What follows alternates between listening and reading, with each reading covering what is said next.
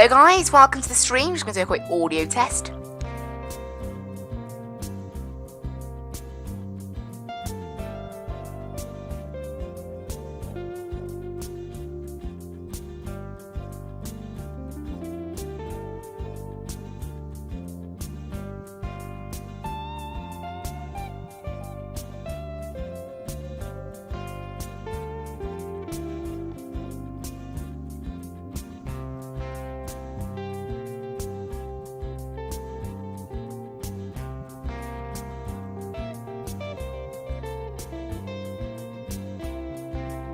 Hello guys, welcome to the stream. FSX being FSX, but honestly, this week has been literally the worst showing of this flight sim ever.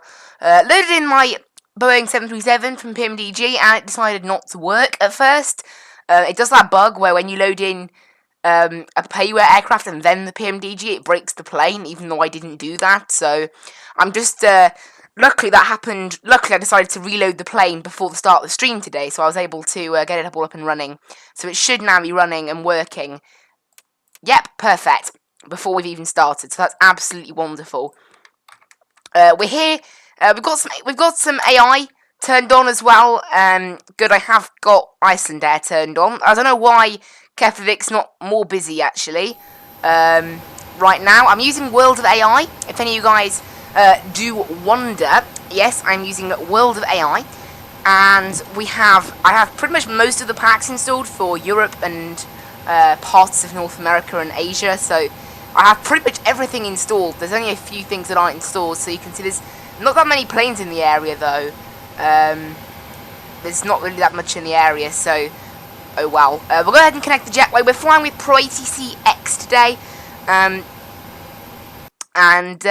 that is about it. So I'll bring ProATC onto the screen if you guys aren't familiar with ProATC. ProATC is an add-on that provides ATC to me. It doesn't control the AI, however we will hear it's talking to the AI. And it's a pretty good add-on. It's about £50, so a little bit steep maybe.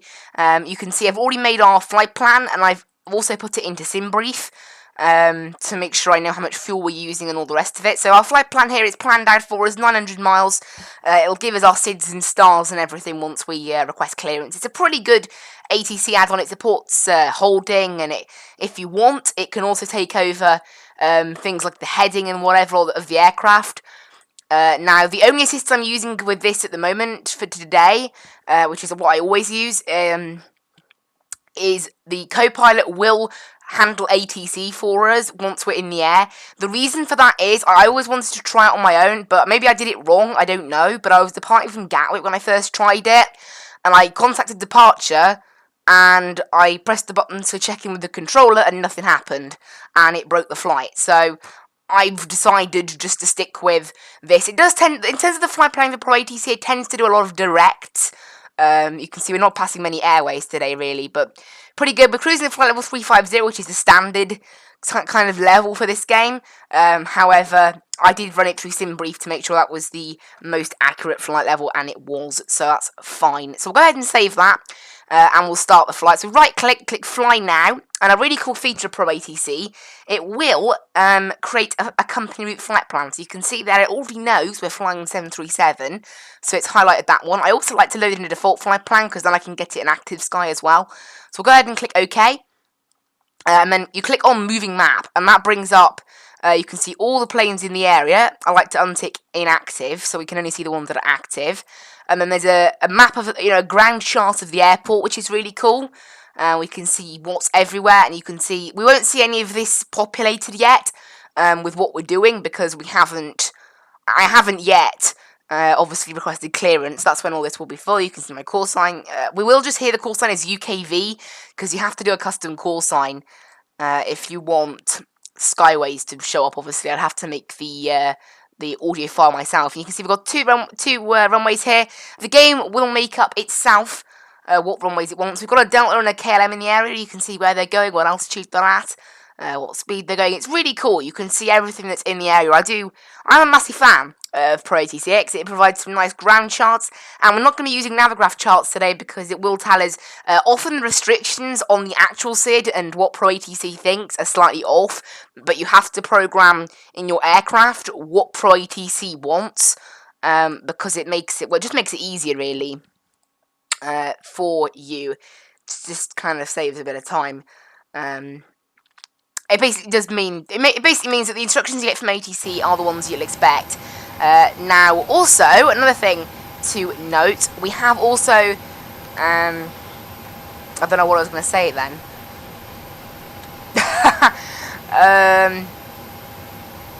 I don't know what I was going to say. Okay, we'll leave that there. Right, let's go into the plane. But yeah, oh yeah, this is what I mean. I have also turned on manual descent initialization. So if you're flying a default plane, it's quite handy because obviously, you know, default plane doesn't have a top of descent or anything, so it knows where to descend. But this game, ProATC, you know, its top of descent that it calculates for you is often not the most accurate. It relies on the information you give it based on what aircraft you're flying, which is never the most accurate because it does it based on vertical speed.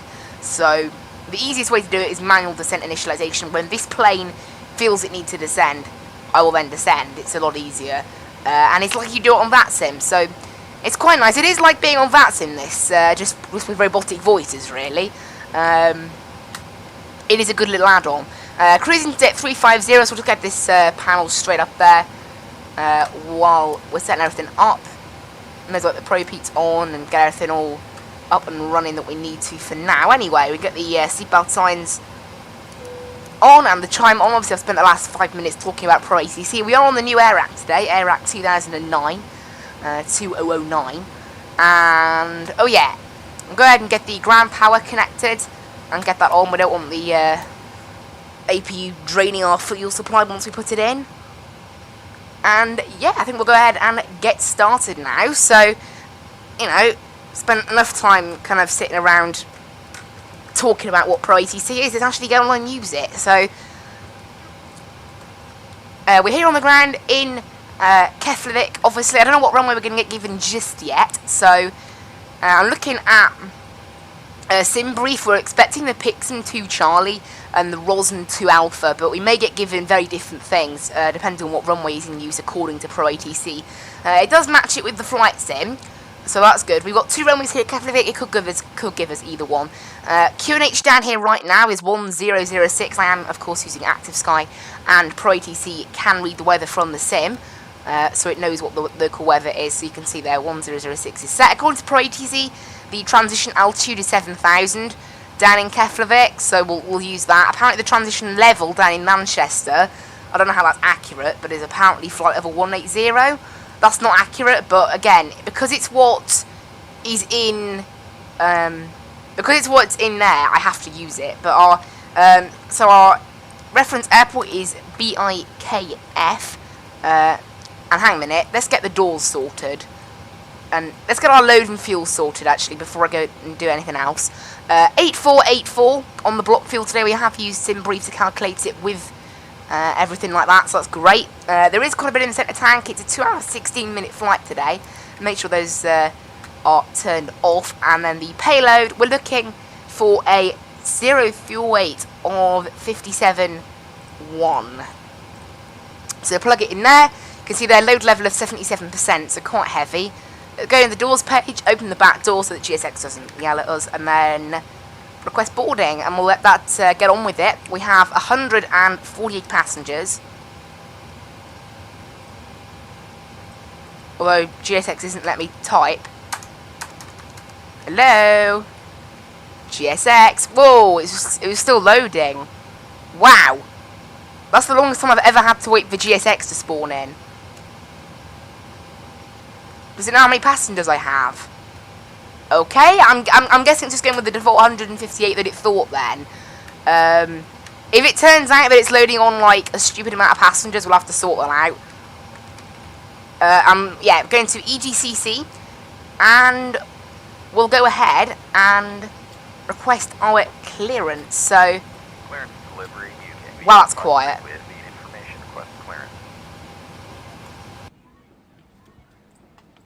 Yeah, that's very quiet. Okay, stop current flight. Also, I didn't tune to clearance delivery. Oh, that's what it is. The game has decided that it's funny to mute my game, clearly. Let's go ahead and mute the sound, and maybe that will... Yeah, it's decided to mute the sound of ProATC, unfortunately, the game. Which is what it does. We'll go ahead and click fly now again, and it will reload in the flight now. This happens sometimes. I think, unfortunately, it decided to mute the game. And I'll go ahead and start the flight again. So hopefully, it will be very quiet at first, but hopefully it will get quieter afterwards. So we'll go ahead and request clearance. Yeah, it's going to be very quiet at first. Oh, I need to tune to clearance delivery. I thought I was already on clearance delivery, 1210. Oh no. Is this game actually... Does this game know what I'm tuned to? Because I'm wondering whether it's using the wrong 1210.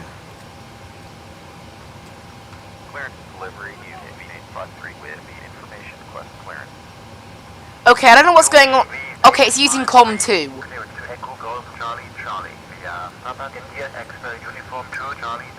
So we've been given the planned. We've been given the planned thing there. So it's using COM2 for the ATC today. For some reason, I don't know why, but it is. And you can see here, there's our current routes. We'll go ahead and load that. And activate it, and you can see here, so departure we've been given runway 19, and it is the planned Pixum to Charlie that we were hoping for. So I'll go ahead and execute that. Initial climb is flight level 70.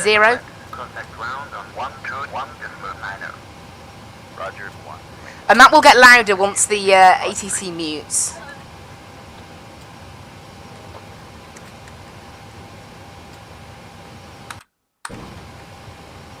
And you can see there, we're now on ground on 1219. So it is using this comm then. I'm well confused. So it is using that comm then. That one there. It's very confusing, this. It doesn't seem to know what it's doing. And this is, by the way, this arrival I'm plugging in now is only what we are expecting. So according to ProATC, you can see here, it says expected, so it's not certain yet, but we're expecting an ILS runway 23 right, and we're expecting the Rosen 2 Alpha, and no transition, so that's okay. We'll go ahead and execute that, and I'll go ahead and run through the restrictions now, make sure that this thing knows what it's doing. I will just plug in the, let's go to the init ref actually, and sort this out first. So we're cruising at flight level 350 today. 0 fuel weight, we'll get that in there. Reserves are 2.4. Cost index is 25. I think. Yes, 25. It might have been 26, I couldn't remember. 25. And transition level here, according to ProATC, is 7,000. So that's that. And the cruise wind today is 283 at 019. So execute that, that's all in there. N1 limits, we're going to do a D-rate of 1 today on the climb and the takeoff. Going to be flaps 5 today. And it's going to be V2 148 and VNAV should now work. Great. Perfect. Everything is now all working. And I'll have a little run through of the route then, first of all. And then we'll make sure everything it has plugged in is correct, of course. So we head through, it's a pretty nice little route there, look. We're actually going to be getting vectors onto the ILS as well. I can see it on my... So from Rosen, we're going to get vectors to CF23. We're going to get CRDWF as vectors, which is... it's a made-up waypoint that this game basically uses for vectors. Oh, I accidentally crossed off the moving map. Let's show you guys. So yeah, basically, it says here, you can see... CRDWF, and it says vector. If we scroll all the way through our route, we can... I need to untick focus own aircraft, and then you can see, if we scroll along, we go from Rosen, and then it's going to give us a vector to the ILS runway 23 right. So we're going to head a little left turn after Rosen, and then onto the ILS. is how ProATC is doing it. Now, the vectors are not normally that accurate, so they can be a bit dodgy, but I can't put in the waypoint myself because it isn't a real waypoint. So we'll just we'll work our best with it, really. So after Roslyn, it's going to be vectors then to the ILS. And I'll just check the restrictions. So it's going to be flight level 200 at Lakey, according to ProATC. So that's what we need to put in here. And it's going to be 250 knots at TNT 56, perfect. And it's going to be 230 knots at Roslyn. And then, yeah, okay, that's all fine then. So on the arrival, the restrictions are correct. Oh, I need to squawk. Why is it so quiet? 7555. Yeah, I forgot to set the squawk code. The AI doesn't do that for me. So it's on the departure then. We've got, okay, that's just the departure out. There's a number of fixes it's got on our departure out, like 3 of them for some reason, which is 1,000, that's fine. And then KF241 is below 7,000, below 10,000 at KF242, and below 12,000 at KF243, and then no more restrictions. So that's absolutely perfect, that's all correct and good. So everything's all ready to go then. So we may as well get the EPU fired up now. And yeah, the game's quite quiet because of what it's been messing around with as a sound. So I'm just going to swap what this game sets its sound out of in the hope that that might... Maybe that'll make it louder. What if I change voice to my other one? This means I won't hear voice in the sim, so I won't be able to... No, my stream still sounds really quiet on my PC, because, yeah, unfortunately, FSX does mute the thing. It's known to do that. It's known that the game does that, and it doesn't appear that it's going to be stopping doing that, so... I think GF246, I think that's my monitor speakers. I don't know, unfortunately, I think I have permanently made my... the rest of like everything really quiet now, so that's really annoying, but that just happens. So it means that ProATC will probably be quiet for quite a while now. Close left entry. Okay, we're closing all the doors then. Cargo is still being loaded. No, never mind, it's actually finished. So the GSX is finished with us then. Go over to the ground connections, make sure the APU is on. It is, so we can get rid of that. Set the parking brake off, go to the wheel chocks, and this can just go back now to the FMC page. Perfect. And we'll get our fuel pumps on now,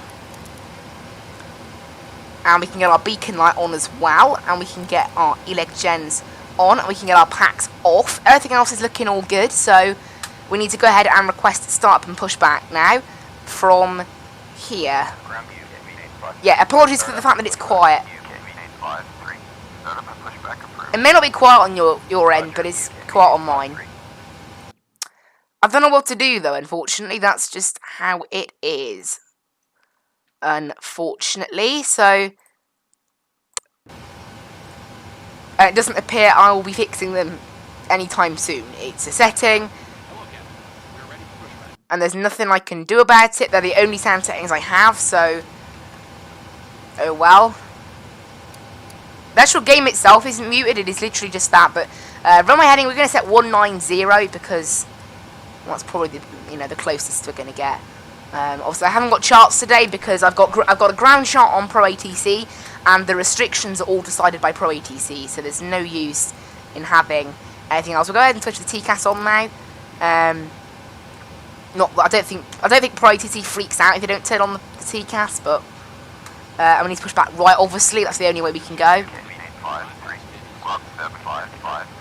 have squawked 7555. Okay, maybe there's a slight confusion. I don't tend to use the PMDG with this add-on. I do tend to use the Airbus, so I'm wondering whether it's got a little bit freaked out. But hopefully, I don't know why they're not pushing us back yet. I wish it wasn't so quiet. Actually, we need to disconnect the jetway, but yeah, I wish it wasn't so quiet, but that happens.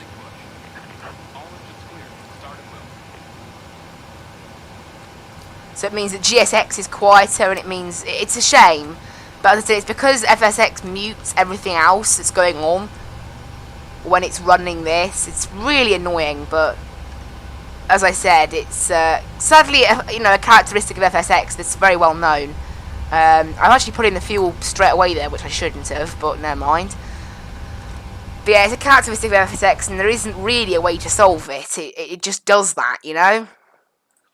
I'm trying swapping these around, maybe making it so that voice doesn't go into my, so that it goes into my, but yes, it doesn't seem to do anything, unfortunately. I'll go ahead and introduce fuel number 1 as well now. I'm hoping that it will register that I've set the squawk code, otherwise that might be a little bit annoying. It's going to be a very short taxi for us here, because of the runway they've given. It's going to be straight down November 4. Now, the taxi instruction given to us by ProATC X is going to be totally wrong. It'll probably be a mismatch of all sorts of taxiway numbers and letters when they're not actually accurate.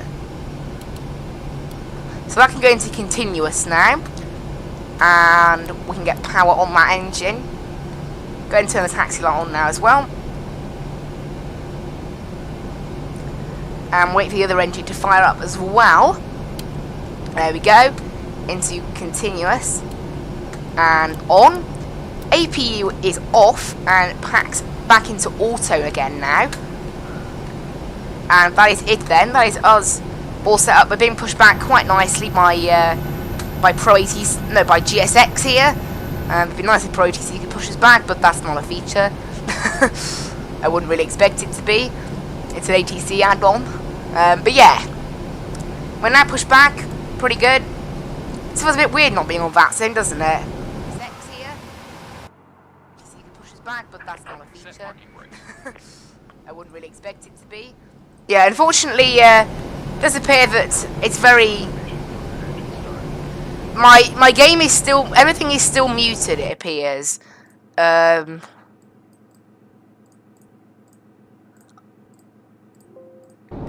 it doesn't look like I'm going to be able to solve it either. Unfortunately, it doesn't look like I'm going to be able to fix it, so... That's that. I have now got no sound. We'll go ahead and request taxi. UK V853, contact ground on 121.90. It was briefly loud then. Contact ground on 1219. I am on ground. Okay, something's gone strange here. Something's gone very strange with our comms. There you go. What if we put COM 2 on this side as well?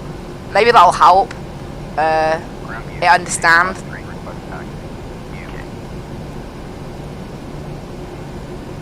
Taxi via November 4 to runway 19.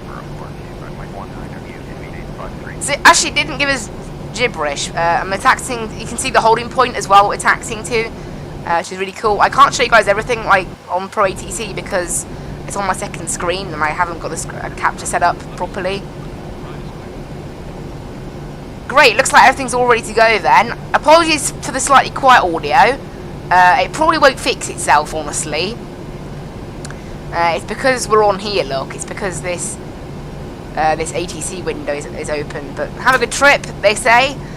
So away we go, and flaps 1, 2, and 5. There we go. Flaps 5 is set, and well, what is actually one thing I haven't done? What's the trim that I'm meant to set? The trim is 5, literally exactly 5.01. So we'll just set 5 ish. There you go, 5.03. That's the closest we're gonna get. And oh, slightly missed the taxiway there. And flaps 5 is set for departure, so everything's all ready for departure now, which is really good. We're doing a D rate of 1 on the takeoff today. And it's a straight out departure now, straight out of Reykjavik, and then a left turn towards KF 241. We've initially been cleared to flight level 70 from 7,000 feet. Also, I think, oh, there you go, there's a private plane I think actually took off from here. Yeah, the private plane that was on the ground here at Reykjavik has now taken off. Not really relevant. We'll go ahead and turn left here. And yeah, this is kind of a good way to, about the final week of FSX, I think, so it's quite nice. And here's the runway up here, so I might get a bit of dodgy FPS into Manchester, if there's a lot of planes, you know, the amount of AI packs I'm running. So we may have some slightly dodgy ATC, but oh well. Also, I think something's gone wrong with the Manchester scenery, you know? Something's gone seriously wrong with it. I'm using UK 2000 Manchester, and I don't think ProATC can read it. It doesn't understand the weather or anything. It thinks the QNH down in Manchester right now is 0. So I think something's gone seriously wrong with Manchester, yeah. Okay, something's gone wrong. It can't find the METAR. It can't find the METAR for... Oh, hang on a minute. I think I've done something seriously bad here. Wait a minute. I've messed up bad. Right. Quit ProATC a minute. I've messed something up here. Stop, and it's to do with the weather. There we go. Read active sky weather. That's why I didn't know what the weather was. Rip. In Reykjavik it knew because there was a TAF. Can't believe that. Rip.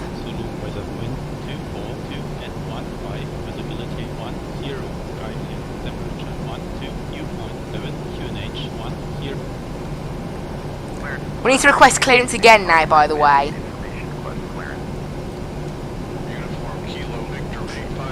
So I just need to request clearance again, sorry. It hasn't actually changed anything, but I've messed something up. Basically what I did, it's been so long, again, climbing maintain 5000, it's been so long since I last used ProATC, I actually didn't have active sky enabled. So I thought it did it automatically, so that was my bad. We need to set a new score code quickly, and we also need, now it knows what the weather is down in Manchester. It's changed its mind about the weather, about the runway we're using down there. So now it's going to be ILS runway 05 right now, ILS 05 right, and it's going to be the Rosen 2 Alpha. So that hasn't changed. Execute that, and it's going to be again vectors to the ILS. So nothing's really changed. Which is kind of good, I guess. But yeah, that's my bad. That's definitely my bad. Flight level 200 at Lakey is still in effect, so we'll go ahead and set that now. Make sure this plane knows that. And yeah, that was my fault. Sorry about that. I totally forgot. I didn't even know, honestly. That's how long it's been since I've flown. Right, request startup.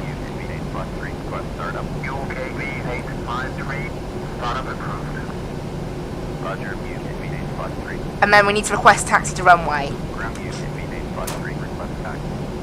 And then we go, they can now give us... And then we're now back to where we were before. Oh wow, that was not funny. That was a bit silly of me, wasn't it? And we're now over to tower. That was my own fault, sorry about that. Request clearance, take off.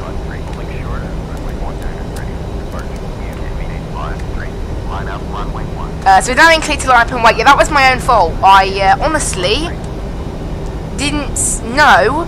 So basically, it was reading the TAF report for Reykjavik, but it couldn't find one for Manchester. Maybe there wasn't one or something, I don't know. But that meant that it basically wasn't able to predict what runway we were using. So there we go, that's better now.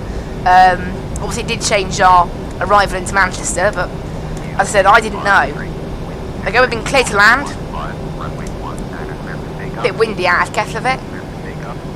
Pretty good the weather overall though. I need to go down here to descent and forecast and change this to 6,000. Boom. Okay, we should be good to depart now. So, initial power, start the clock, and Toga, D-Ray at 1. A little light then flashed up saying overhead. The packs are on auto, it's fine. Who knows? I don't think I've messed anything up. SB's live. 80 knots. Being blown a little bit.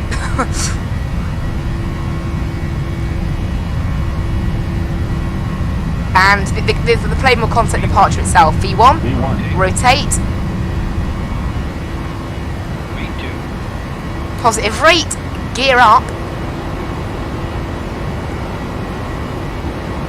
There we go, away we go, out of Reykjavik. You can see the wing flexing like mad. Look at that. And get everything set up there. Pitch the plane down. And there's a straight left turn now, so we need to climb flight level 70.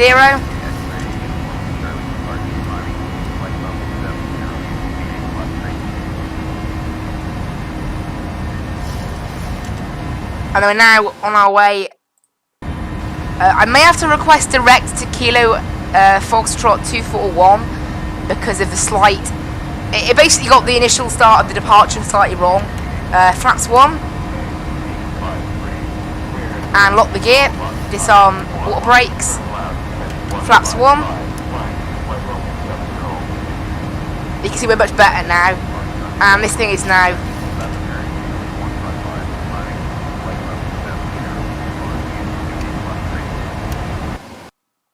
Can barely hear what ProATC is saying, unfortunately. It's talking to another aircraft, I think.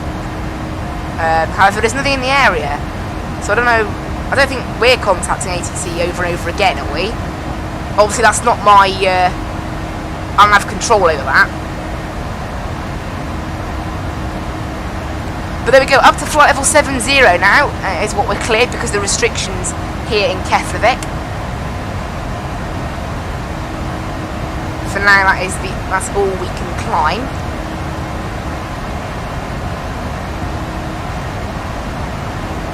And the transition altitude is 7,000 as well.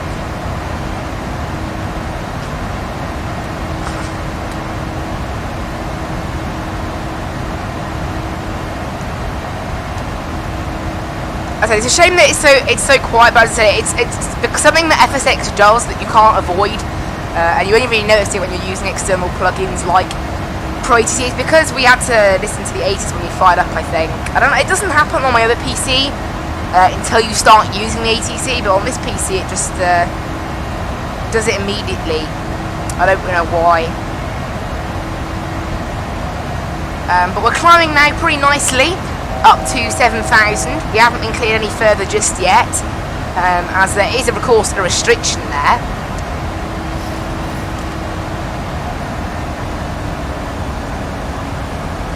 And there we go, there is 7,000, so this thing will just level off briefly now at 7,000, and we're already out of centre tank fuel. That was quick.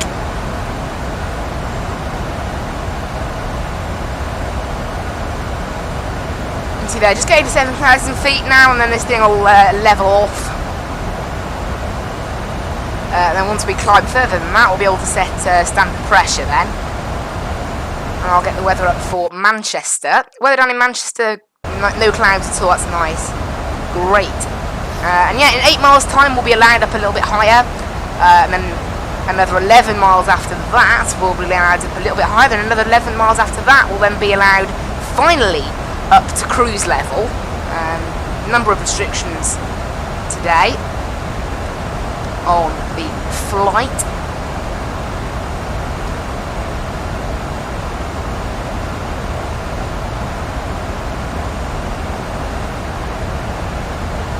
Set our landing thing there, why not?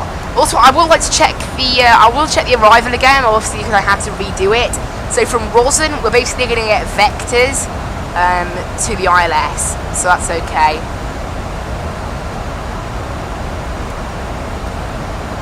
And we'll set 80 nautical mile range in there now. We're going to have some quite long gaps between waypoints, I suspect, today, because a lot of them are direct, like this weird H6116 waypoint and things. They're all an oceanic coordinate. They're all very bit odd, really. That is because of the route we're taking, obviously. It does involve crossing a large amount of ocean, so sometimes it does involve some oceanic stuff. But we're now going to be cleared up to flight level 100, hopefully, by ProATC. There we go.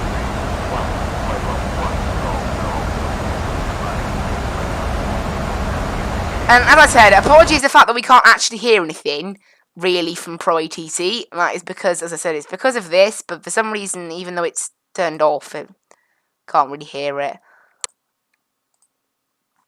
I'll try turning it to 100, see if that does anything. So you can see here, we're now going to climb another 3,000 feet. We can actually go standard pressure now as well, once this thing starts climbing.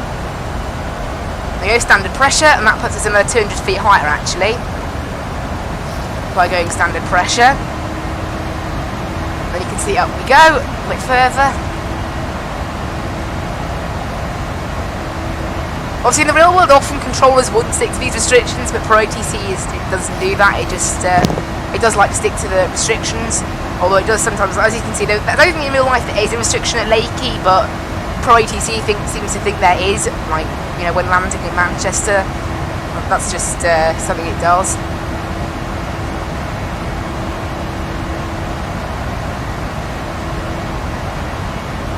And yeah, up we go now to 10,000.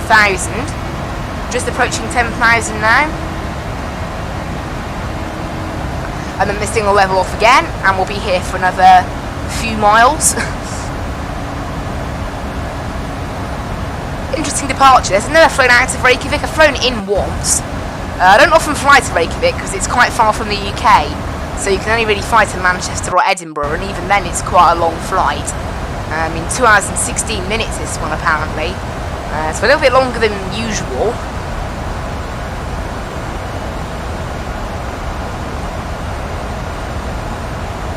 Have a look outside. It's a very nice livery. I still haven't upgraded it to the crystal livery. I'll probably leave it now. This is probably the last time I'm actually going to fly this plane. The PMD G737. It's probably the last time I'm ever going to fly it. So until they release their new one for the new sim. Also, they actually unveiled that VATSIM support will be on day 1 for the new flight sim, and it'll be on vPilot, which is the client I already use, which is really nice. Means I'll already be prepared. So, also it's being prepared. That's climb flight level 120. Why is it so quiet? I wish that it didn't mute the game. I really wish that it didn't mute the game, this ATC thing, because it drives me insane. And there doesn't seem to be a way to fix it. There doesn't seem to be a way to get around it. But never mind, I guess. We've been cleared up to flight level 120 now, but this thing will wait to climb that. We can go ahead and turn off the landing lights now. And once we're level at 120, I'll go ahead and turn off the seatbelt signs as well. But you can see this thing is not the one doing like a very quick climb at first, as it speeds up. As we're now above 10,000 feet. So yeah, we're cleared another 2,000, and then from there, finally, it won't clear us all the way up to 350 initially, like ATC on VATSIM.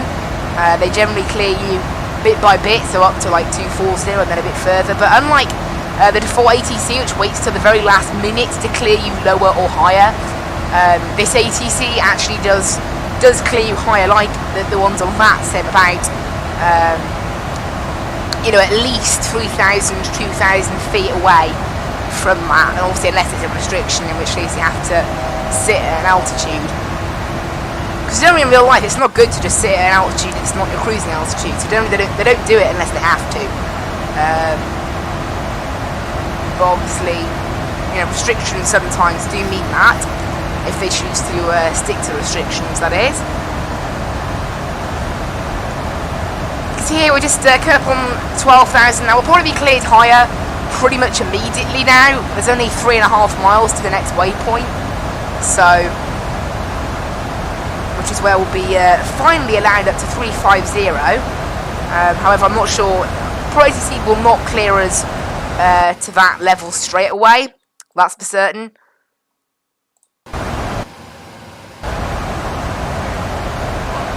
Okay, climb flight level 200. So they've initially cleared us up to 200 at first. And they go, finally, this thing will now be able to climb, and we can go ahead and turn off the seatbelts. At last.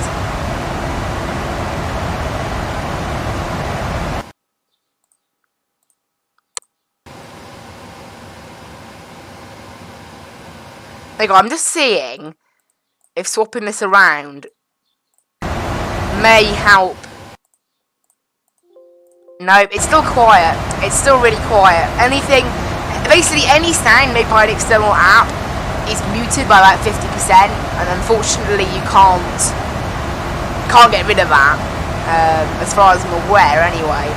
But yeah, okay, speaking of prepared, let's go ahead and, I did this earlier, I never managed to get around to it. The ILS frequency is 11155, and that agrees with ProATC, because it also tells me on ProATC what the frequency is, so the two things match up. 11155, and the course is 052. Again, those two match up, so that's perfect. And we're also coming up now on the end of our SID, so that's good. I suspect we'll be cleared a little bit higher than, we'll probably be cleared to 280 and then 350 after that, something like that. It's a little bit cloudy here in Reykjavik. Let's get the weather radar turned on here actually. I don't think I had it turned on, no. I do now. Probably isn't any weather at the moment. It's not really that bad anywhere. At the moment as well, we're still on approach. We'll be handed off to a controller of some kind.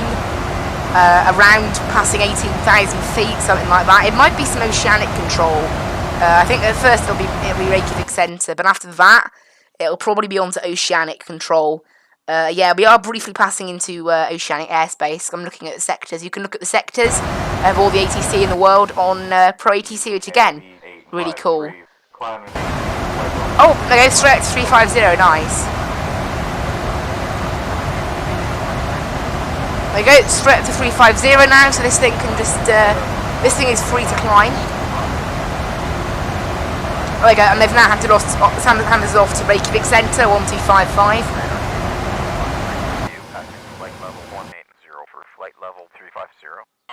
Hear how quiet that is. I don't know whether it's quiet for you guys watching, but it's definitely muted by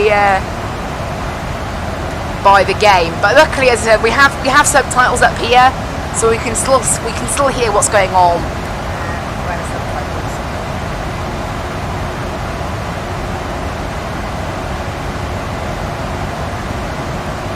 Also, my voice may have gone a little bit far away then. I just took off my headphones briefly. There. And yeah, now climbing up to flight level 350. At the moment, there is a surprisingly low amount of air traffic in the area.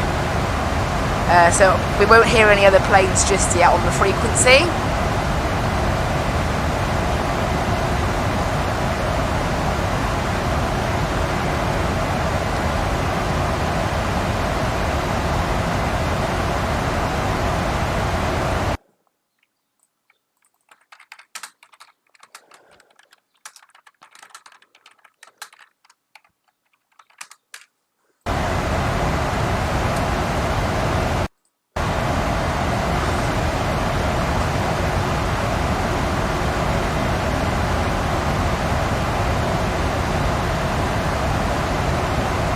There you go, I think I might have found a solution to stop FSX's sound. So I'll have a little look. Control. This might be how I fixed it before actually. Go into the control panel. I should make this a tutorial now. And then it's under sound,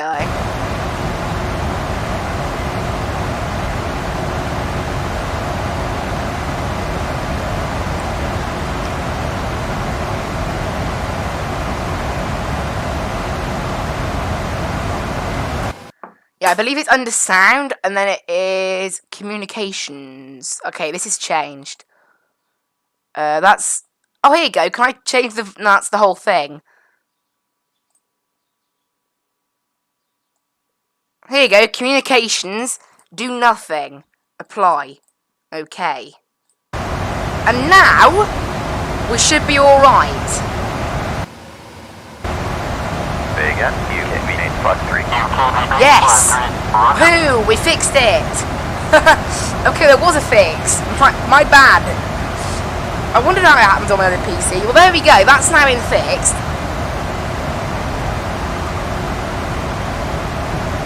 So hopefully we'll be good now. And that also means that when ATISs and things show up in my sim, like I won't then, it won't mute VPilot, which is also a bonus. If you remember, Master Eurocontrol yesterday were totally silent. Because of that. I don't know why I thought there wasn't a fix. I just thought there wasn't. But there we go. That's been proven wrong. It is now working, which is great. This thing is climbing really slowly. I don't know why. A bit slower than it normally does.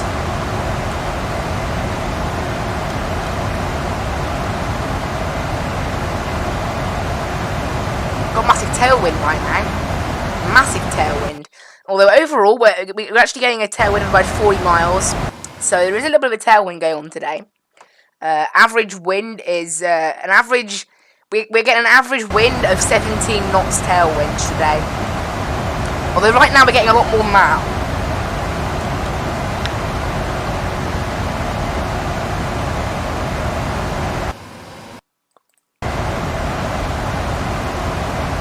So that's nice.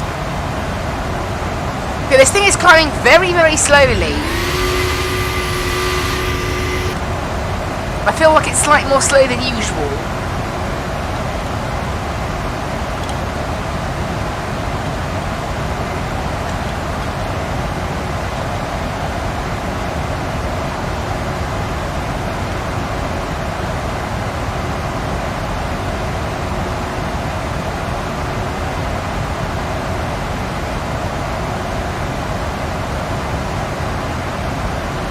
Yeah, it's climbing up to level 350 now.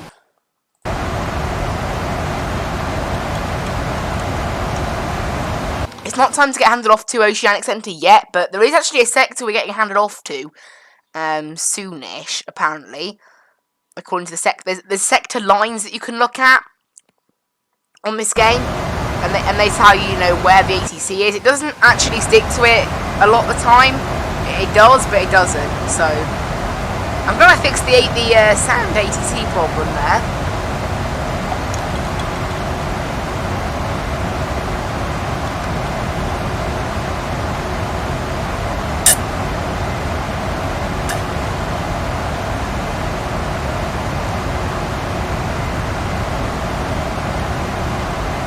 And I've got another 7,000 feet to climb. 40 miles till our sort of climb. We're probably going to be up here for quite a while. We're going to be cruising, obviously, all the way along the Atlantic, and then we're heading over Scotland and into Manchester today. So that's nice. And somewhere around here, I think we will get handed off to a new ATC centre at some point. Probably around Petux, maybe they'll decide to finally do it. Although, to say it, Matt, we are apparently still in Reykjavik's airspace, because this here also says what airspace we're actually in, according to the flights. And obviously the database for the frequencies in this game, in terms of FSX, obviously ProATC is bang up to date, because I link it to the AirRack cycle, but obviously the FSX ATC is from whatever nav database this game has, which I think is from 2006. I don't know for certain.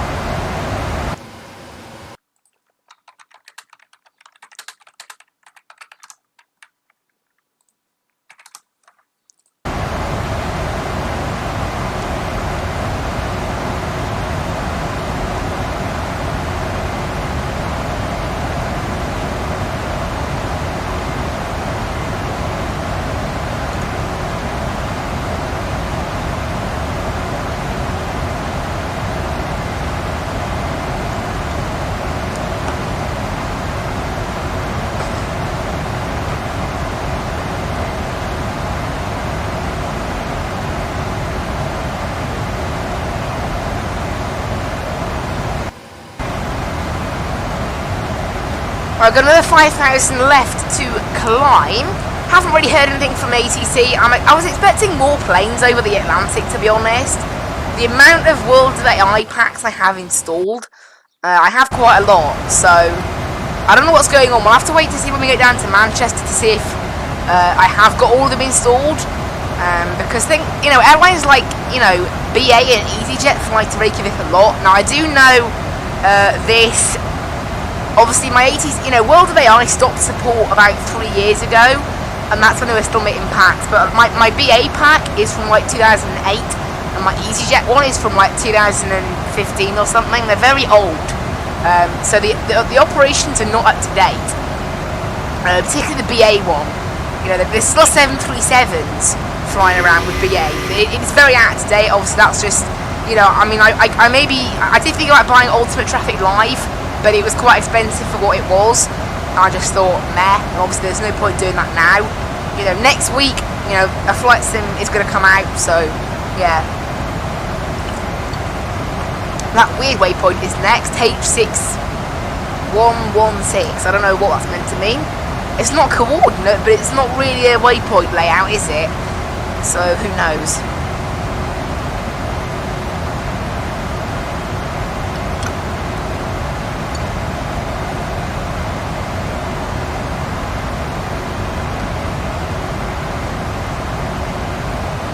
But right now, just cruising along the Atlantic right now. Still in Reykjavik's airspace, so haven't really heard anything from ATC.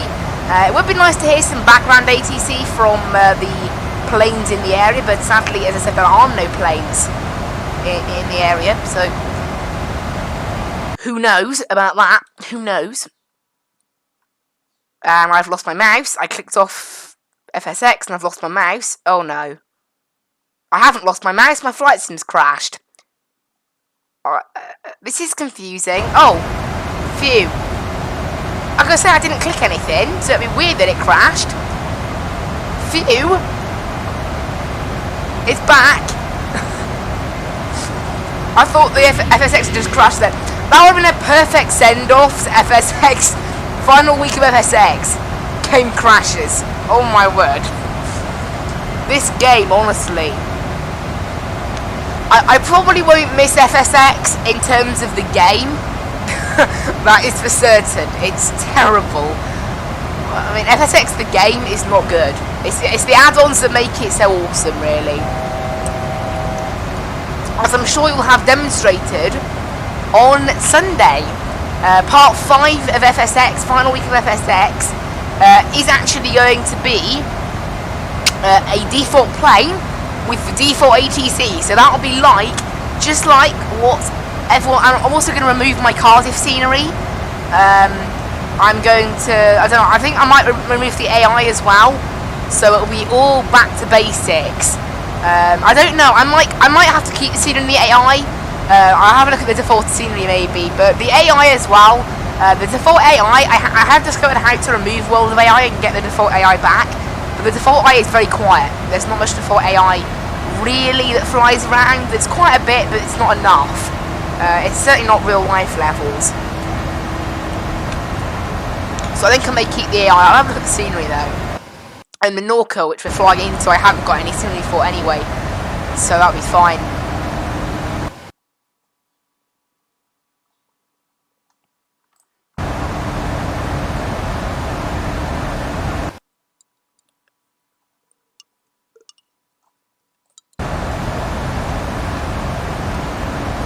But now, look, you can see here we have 1 hour and 20 minutes left till descent, so we can just sort of chill out now until we get to Manchester.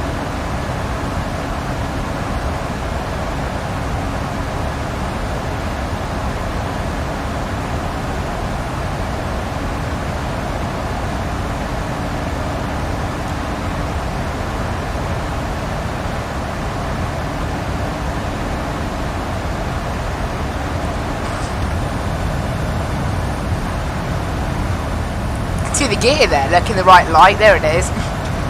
Obviously you can't quite see because the carpet, you're not really meant to see it, but the carpet obviously, the camera view slightly goes through it. Looks quite nice out there actually. Just ocean, quite cloudy. Weather down in Manchester right now. Obviously if the weather changes then ProATC will give us a new ILS. But at the moment it's sticking with what it thinks. So that's all fine.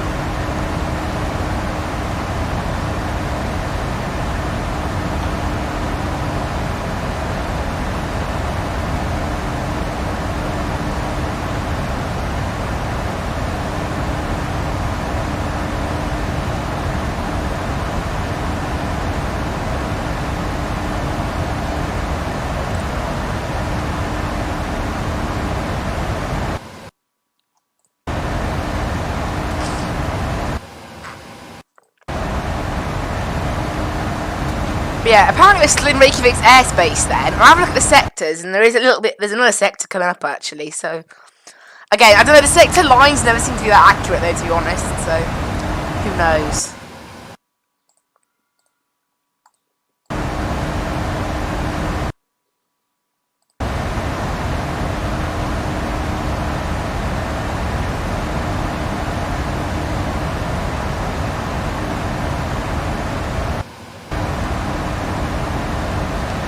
It's 65 miles to H6116, whatever that is. Bit of an old one, bit of an old looking sort of waypoint layout. Looks quite nice out there. Everything's all set up in terms of the plane. Nothing we need to do. I will set the landing altitude for Manchester actually, which is 257, so that's going to be 250. Yep, 250. And I'll set our minimums as well, which without charts, I don't actually know. So it's good. We're just going to set 200 radio, I think. You know what? Let's get Navigraph up and have a little look at that, because that's the only way we can tell it. We'll grab Navigraph charts and have a little look. May as well.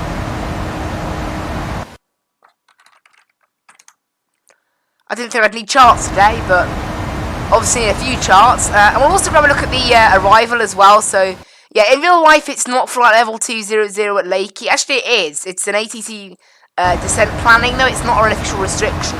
So it's cool that despite the fact that it isn't official restriction, it's still, you know, ProATC still follows it. That's really good. Yeah, the ILS is 386, and then we can cross it off again. Now I know my minimums. That's not that, so there we go. There it is, 386.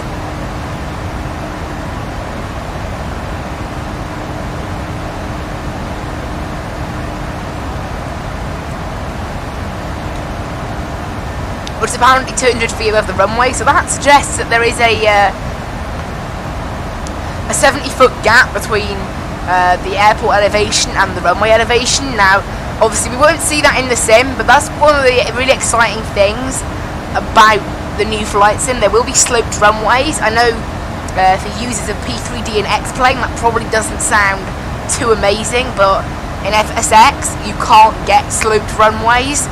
You know, just something as simple as that isn't in this game. I know, and I don't know, this game, as I said, it's a good game, but, you know, it's a bit old-fashioned now. Let's say that. It's a bit old, it's a little bit behind everything, really. It's not... As I've said many times, this is 14 years old. It's aged pretty well, really. You know, if you consider... I mean, really, if you look at racing games, or whatever, from 2006, you know, it was still... They were looking pretty bad, so... Really, to look at this is what you can do, even with add-ons, I know, in a 2006 game, is pretty good. So I imagine for 2006, this was probably amazing, but obviously since then, in the 14 years, you know, we've gone from having, you know, all tech has basically just changed, doesn't it? So,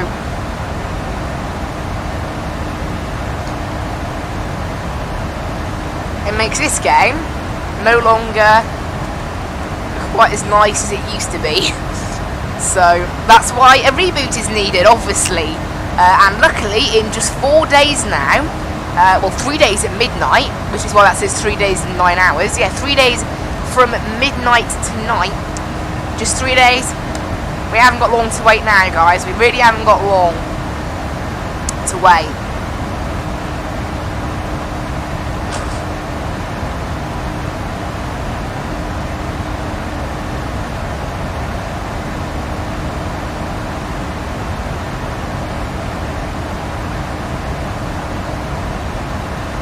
But yeah, the new sim releasing is pretty amazing, I think.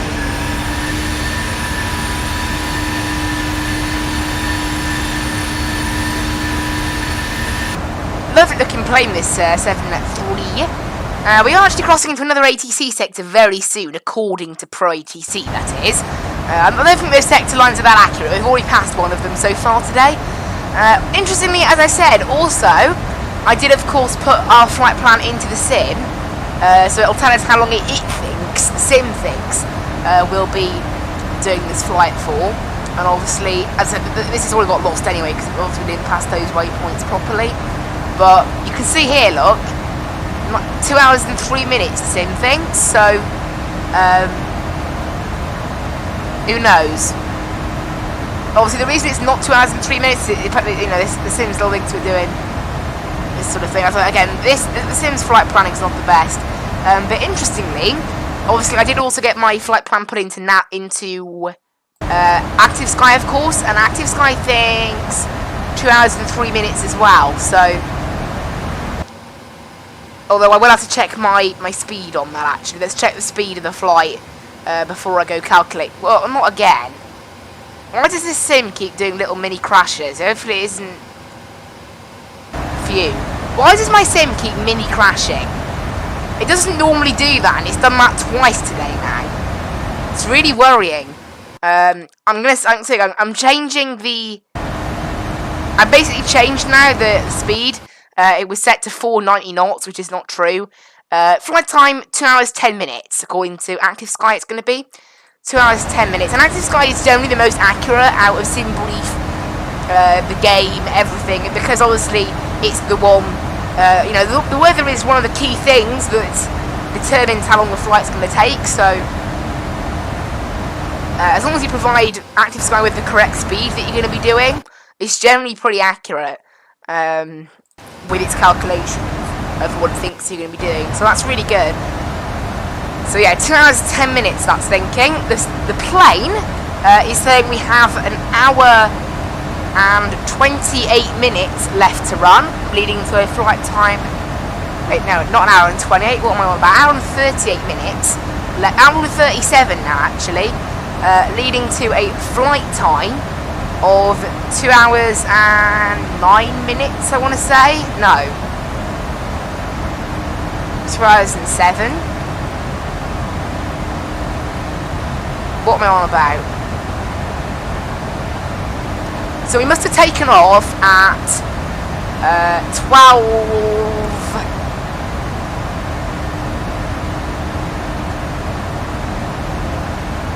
12:37. So 2 hours and 5 minutes. No, 2 hours 15 minutes. This plane, I think. I don't know. My maths is probably quite bad, but we'll ignore that. You can see here, look, the game now thinks that we're into a different Reykjavik centre, but still Reykjavik centre. Now, obviously, you know, we have actually crossed that sector line. I was wondering if we were going to get any oceanic control, because I'm a bit, you know, obviously, I mean, probably not, but we do cross over oceanic airspace on this flight, so maybe wonder.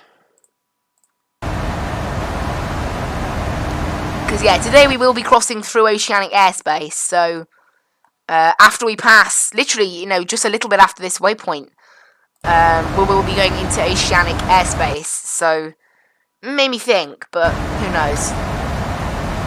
I guess, who knows?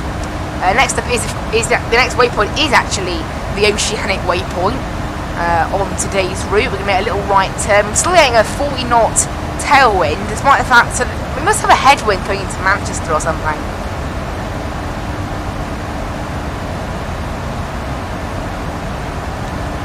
Otherwise, the game wouldn't be saying that, you know, I mean, Simbury said we'd have an average tailwind of 17 knots. So far, we've always had more than that, by far. So we must be having a headwind, or, like, no wind or something into Manchester. Right now, the wind in Manchester is variable at 3 knots. So it's not very windy at all. Literally not windy at all, you know, 3 knots, pretty much calm, really.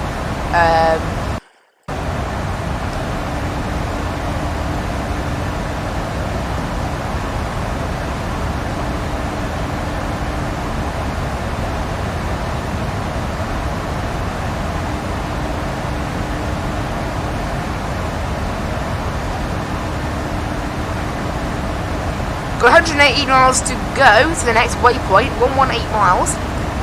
We're descending in an hour and 9 minutes. We've still got quite a while to go, actually. Quite a long flight, this one, really, and there's unfortunately not much ceiling to be looking at, but You know, enjoy the water. There's nothing else to look at. Also, why on earth are these clouds arranged in patches? They look like fields. Again, the new flight sim will fix this, and I know I do have active sky, so it's not default weather, but obviously active sky can only do so much in terms of cloud placement. It has to be, you know, it is all determined still by the game. You know, the game is the one that runs it, so it has to agree with it. So, yeah. I think the weather is one of the most impressive parts of the new sim. Like, and also I've actually seen the 787 now is in the preview build of the sim. I've seen people play it, and it looks pretty decent. So the 787 maybe, you know, will be pretty good, I think. Hopefully, I don't know, the airliners are not 100% VATSIM ready yet, but they're getting there. They still need improvement, you know. I think maybe they should make some enhancement packs, maybe PMTG or something, or Aerosoft should make some enhancement packs for the default planes. So instead of having to buy a whole new plane, you could just buy part of the plane and enhance the default one, because in terms of sounds and modelling, they're bang on.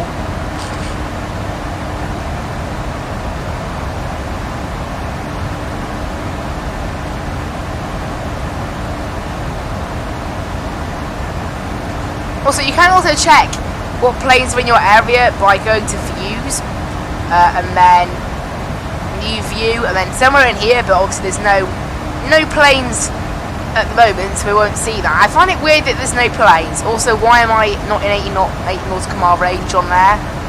That's a little bit strange.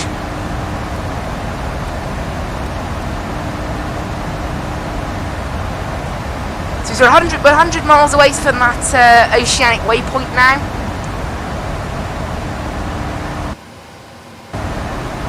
And we're crossing into oceanic airspace very shortly, apparently, according to ProATC.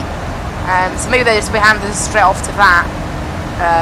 I don't think we should really be on Reykjavik that much more. We've already, you know, we took off 270 miles ago. So, yeah. We're quite far away from Reykjavik now, is my point, and Iceland. So they probably won't control much further than this.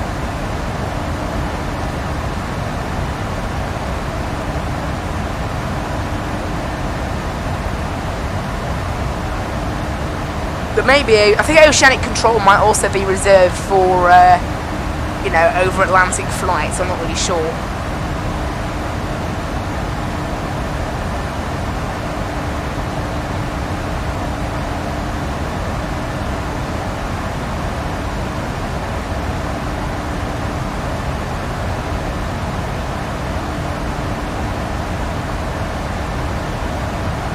Yeah, it's a nice little flight down to Reykjavik, really, or well, back from Reykjavik. And obviously, I flew in there a few months ago in the game. We flew from Edinburgh up to Reykjavik. That was my first flight, I believe, with active sky, or at least one of my first. So, yeah. Yeah, literally about now we're crossing into oceanic airspace, I think. Although the sim, yeah, you can see there, look, the sim wants us to tune Shanwick Centre, so anytime now we'll probably get some message from ProATC. You can also see actually what we're expecting. You can see here, look, that's our vector waypoint, and then you've got expected approach, the departure, transponder code, everything here. So everything I have on my second monitor you can see in text form here, which is quite nice as well. Oh, there it is actually. It's nice to actually loud now. 3.905, UK meeting +3. Yeah, they're actually loud like they should be now. +3, flight level 350. UK meeting time 3 identified. So clearly the fact that it's oceanic control clearly doesn't do anything in the sim. Obviously, there's not really any voice for Shanwick control, and it's all, you know, obviously, I don't know, they probably would use a different route in real life or something for this flight, who knows. But you wouldn't need an oceanic clearance to do this route, that's for certain. Why did VNAV just disengage? I think I accidentally knocked my yoke. I'll try doing it again. Yep, it was locking my yoke.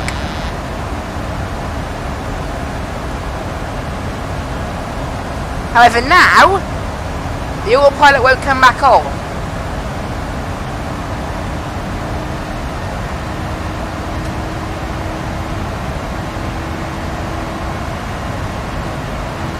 Why won't the autopilot come on now? And my sim's crashed again. Why does it keep doing this? That's the third time today now. I'm getting really worried about my sims. This is not normal.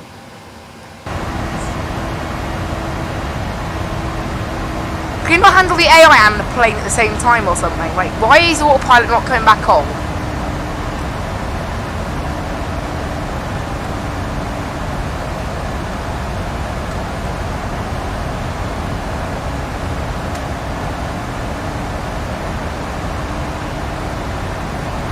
Right, for some reason, the autopilot is choosing not to come back in.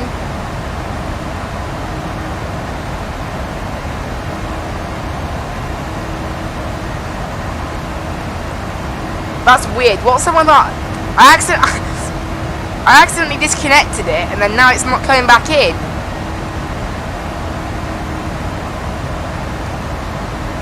That's really strange.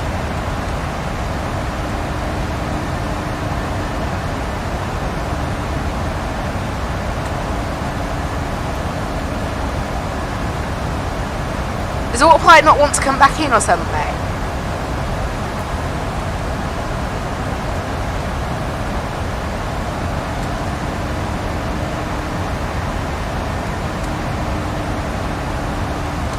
Why does the autopilot not want to come back on?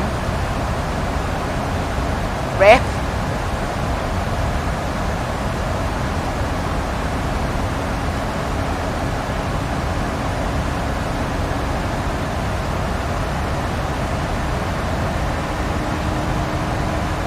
I don't know what I'm doing now. I don't know what's going on.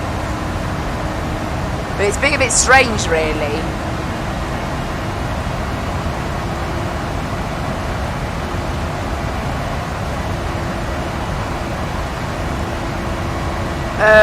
Yeah.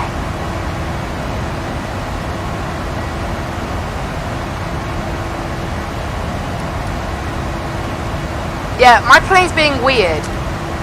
Very, very weird.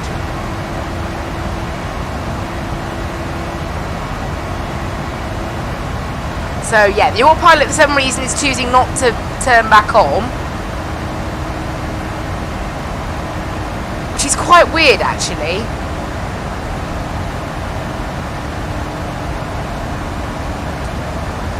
Okay.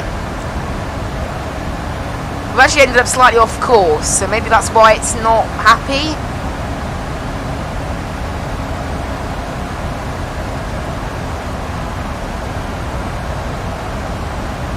It's just a strange thing. The autopilot should just work, you know?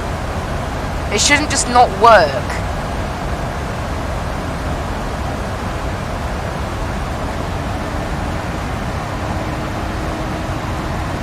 No. What's wrong with the other? Oh, the other autopilot works. Wait, have we got a fault with the autopilot then? Because the other one works. What on earth?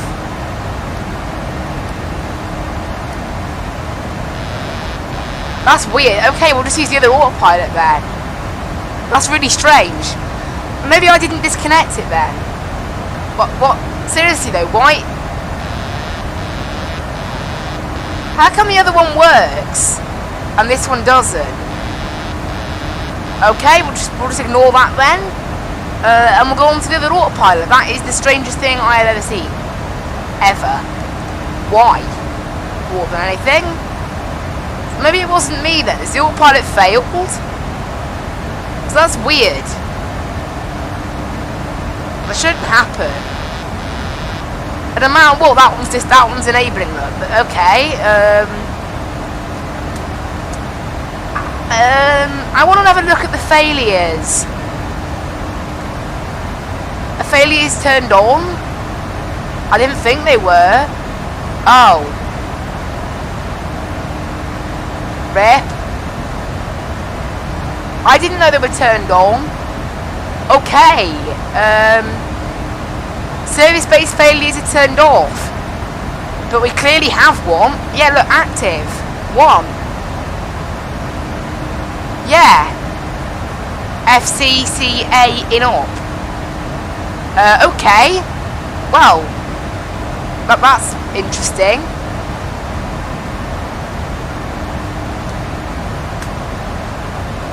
So it just happened to look. I did it again. Look, I pushed it down fully. Look, I'm pushing my yoke down fully now, and disengages the autopilot, and it doesn't connect again. It's like, did I break it? Clear all. There we go. Okay, so basically by disconnecting it, I think I broke it. That's what I did. I broke the autopilot. Problem solved. That was strange though. That's not normal. Auto brakes 2 as well was set. Yeah, that was weird.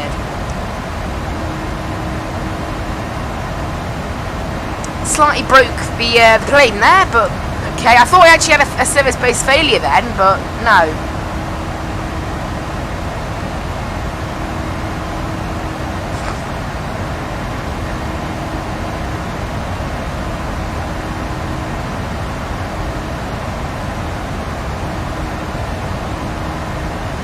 So now done some testing, does confirm that it is actually me that broke the autopilot. Has nothing to do with the game, but yeah, that's weird. That is still weird. Who knows? And why are there no planes in the area? Like, I actually got them turned on, like, fully, yeah? Yeah, so I don't know why they're not turning on. That's strange.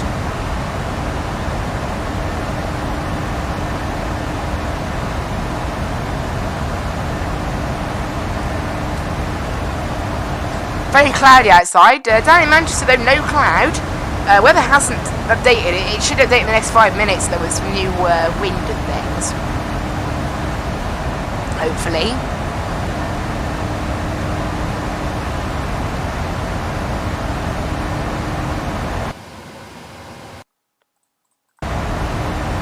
Because the weather at Manchester was now 40 minutes out of date, so we could do with some more.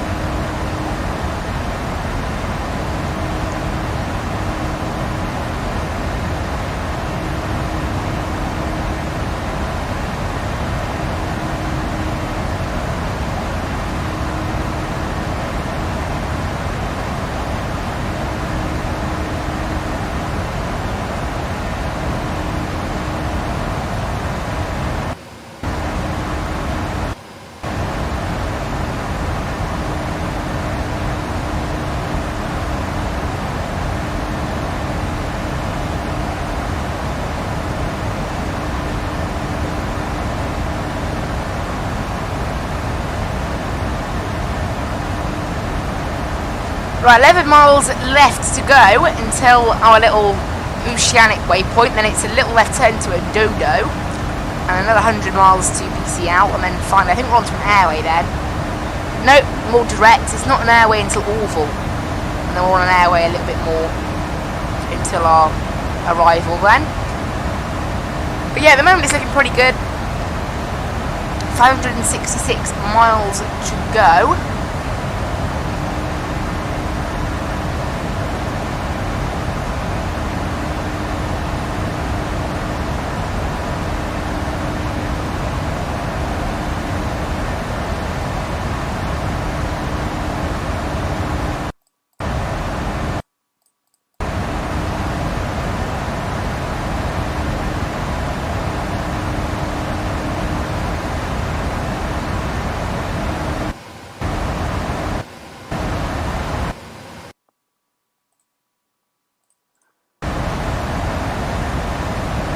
Yeah, looking pretty good right now. Got 2 miles left to go, then a little left turn.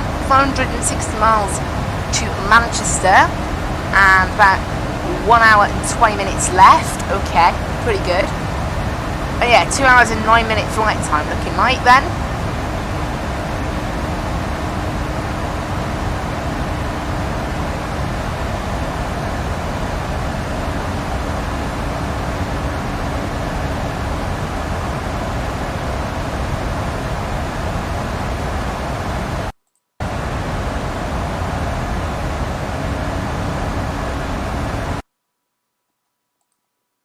Oh, it's crashed again. Why does my sim keep doing this? Hello? Okay, that's now 4 times. It's really weird. It doesn't normally do that. It literally never does that, so I have no idea what's going on. It's really strange. Just randomly freezing every... Well, 4 times it's done it now in 50 minutes. Keeps scaring me.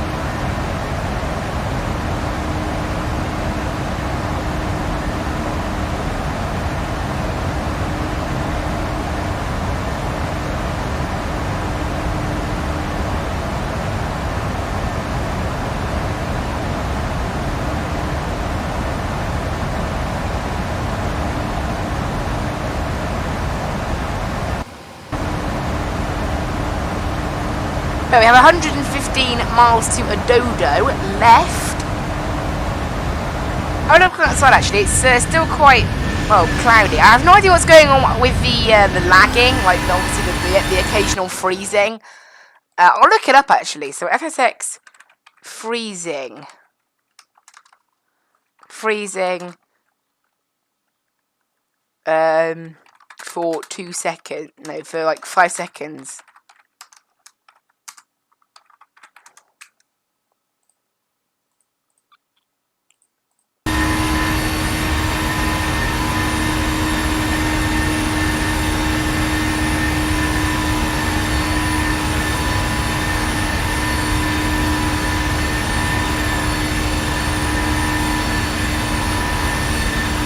Who knows?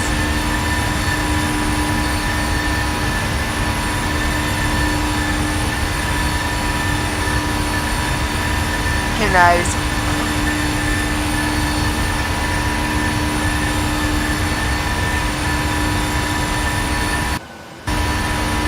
Can't see much about it. I don't know, it's weird because I don't normally have it either. I don't normally have FSX just randomly freezing, so it's a little bit strange.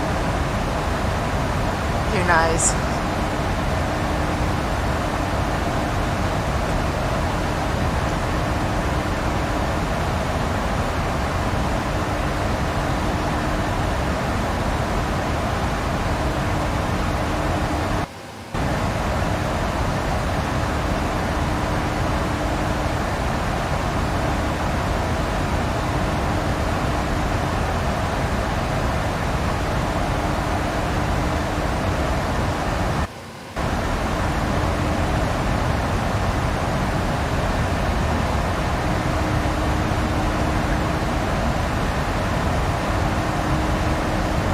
Take a look outside again. It's very, yeah, lots of ocean and cloud, really. I don't think we've got some new weather for Manchester now. Okay, we have. It hasn't really changed. It's now variable at 5 knots. Same direction, rather than... I mean, it's yeah, 020 at 5 knots, not variable. 020 at 5 knots. 23 degrees, still clear, though, and, you know, that it suits the runway we're using of 05 perfectly. So that's fine. And good.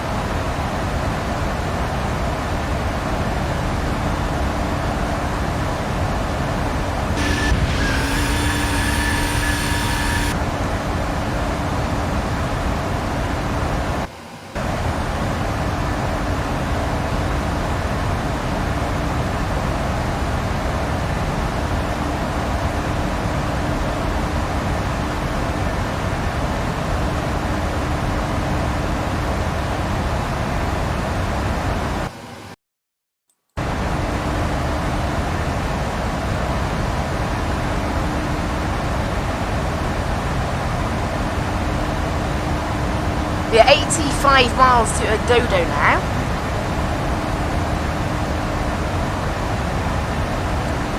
And yeah, the weather down in Manchester is looking pretty good.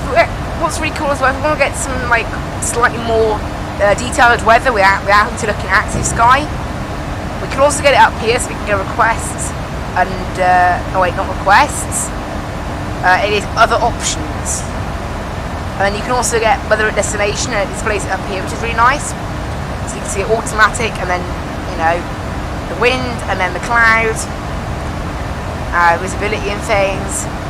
And it's really cool. So you get like a little mini meta report all in time. I do love ProATC. There's plenty of things that you can do with it that are really cool. You can see all the assists if you want, so you can get the co-pilot to do plenty of things if you want. And we can do all, and you can also do auto. Oh, maybe that's what it is. ProATC does an auto save every 10 minutes. So maybe, so last time it froze at 49 minutes. So if it freezes again at 59 minutes, it's ProATC auto saving. That's what it is. I've just thought that. I don't think I normally have auto save, obviously, so maybe that's what it is. And it's ProATC auto saving. We'll have a look if it does it again.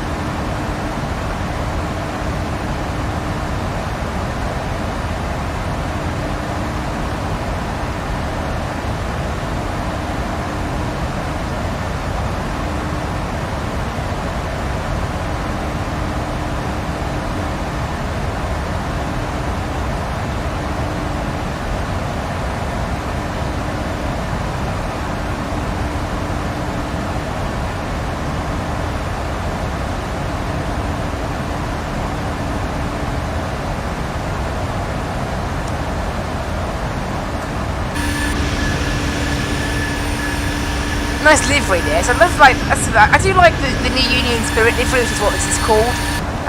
Over the Crystal livery that they have currently Fly UK. I don't know. I like both of them. They're both pretty good liveries.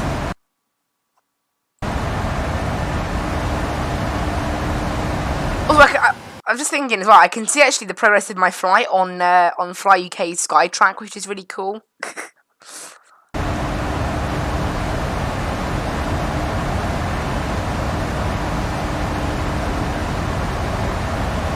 According to that, we have 1 hour and 1 minute left. I don't think that's true. Oh, so that's going at the current speed, I think. That's why. Obviously, yeah, we have a little bit more than that left. It's more like an hour and 10 minutes, so it's not too bad. We're flying mostly direct today, of course, so that's why it's mostly direct. Oh, you can see there. Look, there is clearly.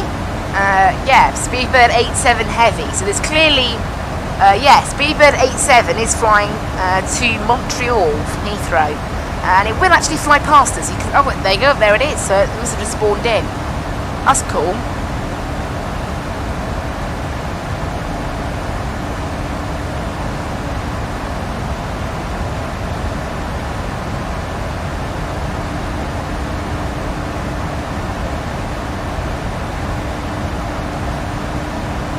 Right, I'm expecting the sim to freeze again for about 15 seconds, 10 seconds, while it 59 minutes in. So if it does that again, that's why. Now, I've only just noticed, aren't we landing 2 hours and 9 minutes in? So that will mean it freezes probably on approach, which is a bit annoying, but that's, I guess, what we have to deal with. I haven't had that Speedbird 87 on ProATC, though, even though I'm on the same frequency. That's a little bit strange. Although I don't think I did. Maybe I did. Oh, in fact, I think that's the freeze again. Look, coming up on 59 minutes. But yeah, it must auto-save. If that just clicked onto 49 minutes now, I know that's the auto-save. Yeah, there we go. Yeah, so clearly every 10 minutes, when ProATC does its auto-save, that causes that to happen. Now, I can't get rid of the auto-save just yet, because I'm mid-flight, so I can't tell it to do anything about that now, unfortunately, but never mind, I guess.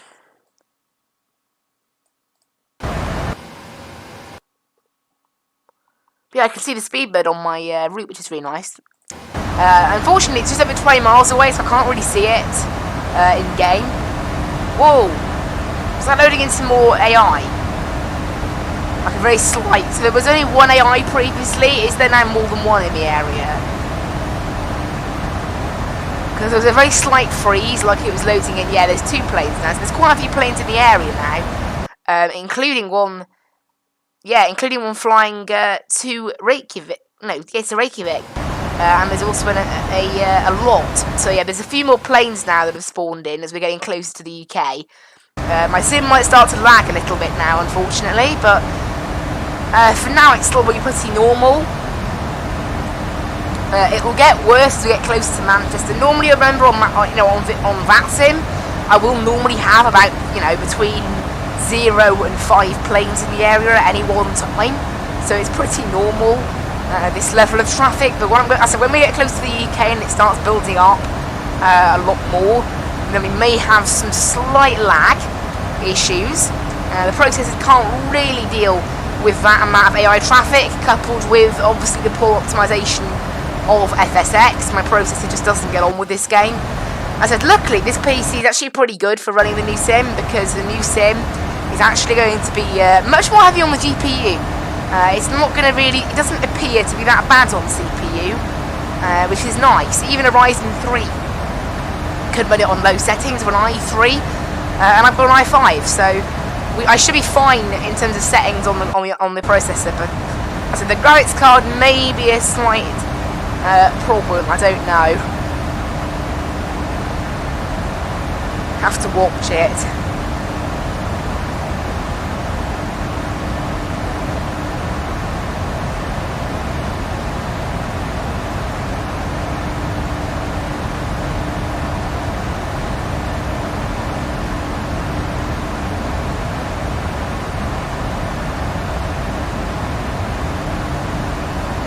Yeah, it's looking quite nice. It's still very cloudy. I don't think we might start seeing the Scottish Islands quite soon.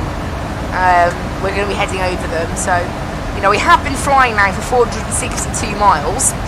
So we're over halfway now, just over halfway. So that's nice. Of a 920 mile flight that this is.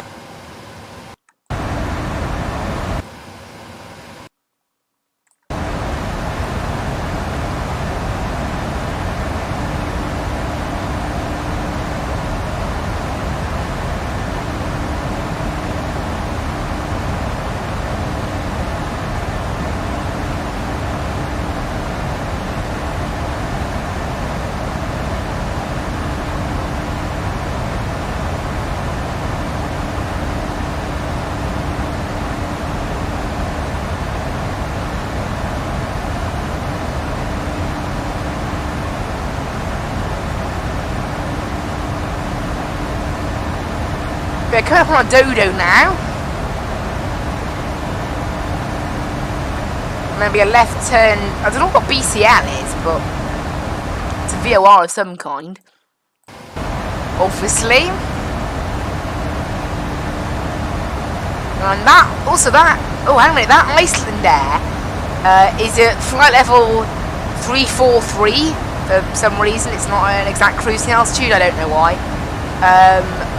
And it's currently looking like it might come a bit close to me, so we're only actually 700 feet apart, so that could be a bit of a thing. I don't know whether ProATC is instruct us to leave separation. I don't think it really is.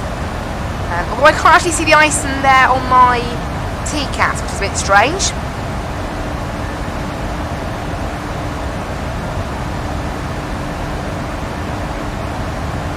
Well, there it is now, look, so you can see it's literally just there. And according to ProATC, we're only 500 feet apart. Now.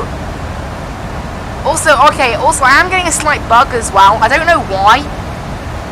But there are now 2 Iceland Airs. Oh, never mind, I've read it wrong. I read 451 and 451. It's actually 451 and 471. On my other PC, I am getting on World of AI for some strange reason. Ryanair and Lufthansa are both duplicating their AI packs, and I don't know why. But I don't know. From what I've seen so far, I don't appear to have that same issue on this PC. But yeah, we should see the Iceland Air fly directly underneath us, which should be pretty cool. And we're also going to be handed off to another ATC frequency as we pass Adodo. We'll probably be on to Scottish control then. But you can see there, look, apparently the Icelandair is climbing, so hopefully that doesn't become an issue for us. Hopefully it climbs to 370 and not, you know, I don't know, and it stopped climbing now. I don't know what's going on with it. It seems to be a bit up and down.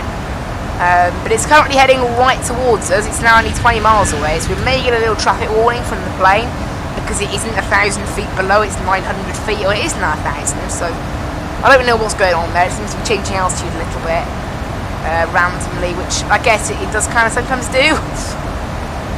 Kind of expected. But we're going to make a left turn here actually, so we might just miss it. There it is. You can see it there. And over there is an Air Canada, I think. I just briefly saw the contrail from far away. We can't see the Air Canada. You can't actually see the Icelandair. Oh, there it is. Do a little look. That's the Icelandair 757 or 76. I think it's 75. That's what they normally are. Yeah, 75. So that's going to go flying past. Okay, Time 3, contact radar on 11. And so we're on to Scottish, I assume Scottish control. It just says radar, yeah, Scottish control. We're on to now. 853 with you at flight level 350. UKB 853, roger. 451, maintain flight level 340. So, present altitude, ice air 451. so 451 is the ice air 451. That was the one we saw. Ice air 451. And we can see, look, we can clearly see now. Now we're in an area with a bit more planes. We have actually got some nice ATC with the game talking to the planes that are in the area. Tomorrow we are doing some more ProATC flying around. We're doing 2 very short flights. We're going from Edinburgh to Belfast and back in the default 737. So very short flight there and back. Should be about a half hour, 35 minutes kind of flight, quite short, maybe 40 minutes tops. So that should be quite nice. But yeah, next waypoint now is BCL in 93 miles time. So yeah, we've almost finished crossing the Atlantic, which is nice. Obviously we've only crossed half the Atlantic, so hasn't taken that long, but yeah, quite nice.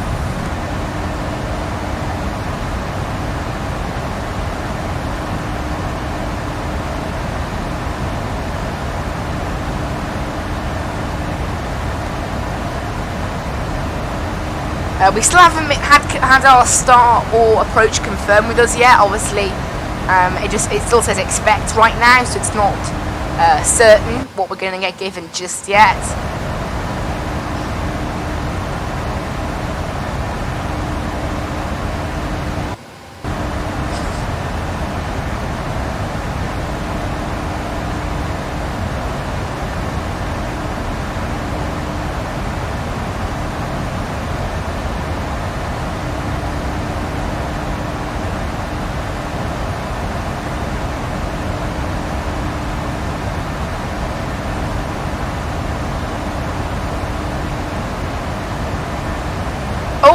There you go, hour and 9 minutes, look.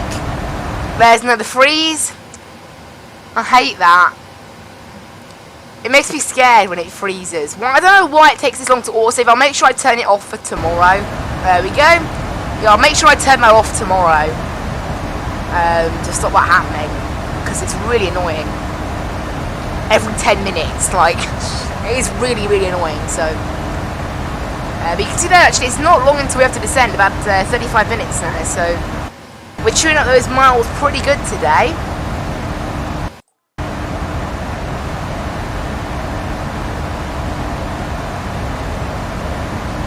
And we've still actually got a nice tailwind as well, so that's quite nice. Tailwind of 7 knots right now, so you can see that's where the 17 knots kind of evens out. It has got a lot quieter, of course, now. We are seeing a few more planes in my sim as well. You can see here, look. 471. So you can see here, look. My Lufthansa pack has been duplicated, so I've got 2 of the same plane, look. I don't know why that's happening. I haven't got 2 packs installed for Lufthansa. In fact, I'm going to run the World of AI installer now and have a look, because I'm really curious as to what's going on. I can go into expert mode and it'll basically show me what packs I have installed. Because I believe, you know, I should only have one pack installed, so it's really strange. So I'll click on expert and then it'll take me into this. I'll sort it by airline. But yeah, Lufthansa's only installed once, so I have no idea what's going on there.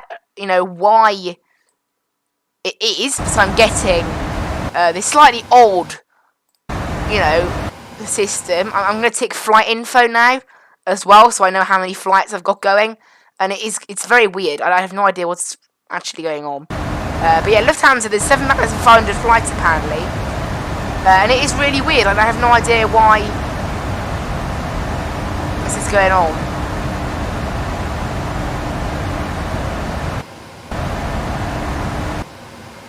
But it is quite old.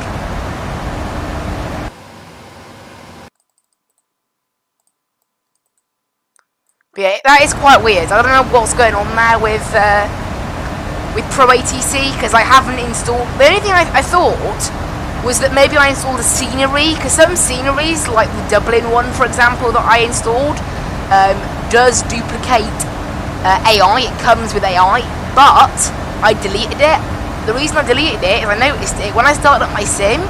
It gave me a notification to say that the AI was duplicated, and also, obviously, the AI that came with the Dublin pack was only for Dublin, and the flights like Lufthansa, for example, that are being affected, don't, you know, the planes that were affected aren't flying in or out of Dublin, so it doesn't make any sense.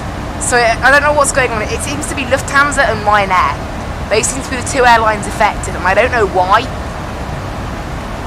And I haven't done anything. It's a bit weird, but you know, and it doesn't seem to be linked to a particular airport, so it's quite old. Like, I've looked at the ones that are duplicated and they're all from different airports. So it's not like there's one scenery. Last time I only thought that the scenery is obviously added some pack, but it's really old. But oh well, I guess.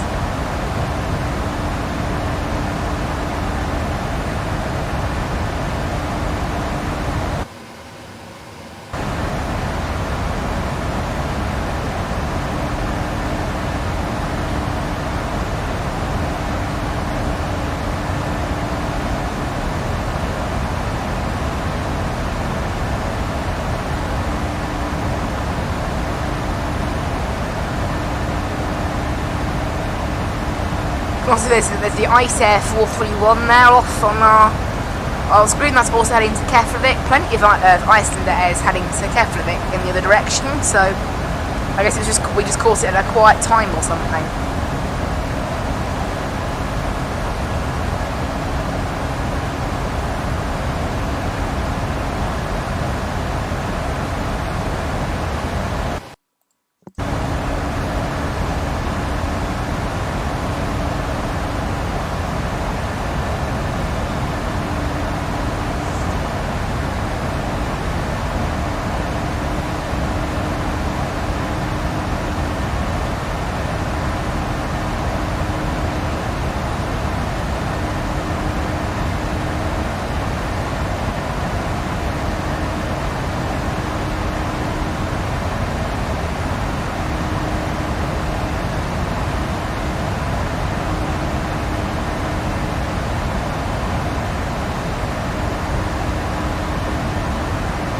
Well, now 30 minutes into the flight, there's the ice there, look, 20 miles away from us. It's going from Glasgow to Reykjavik, 757 I'd assume. But there's another little lag then, so I think some more planes must have spawned in. Yeah, CSDRQ. What's HS125800? Oh. Private jet.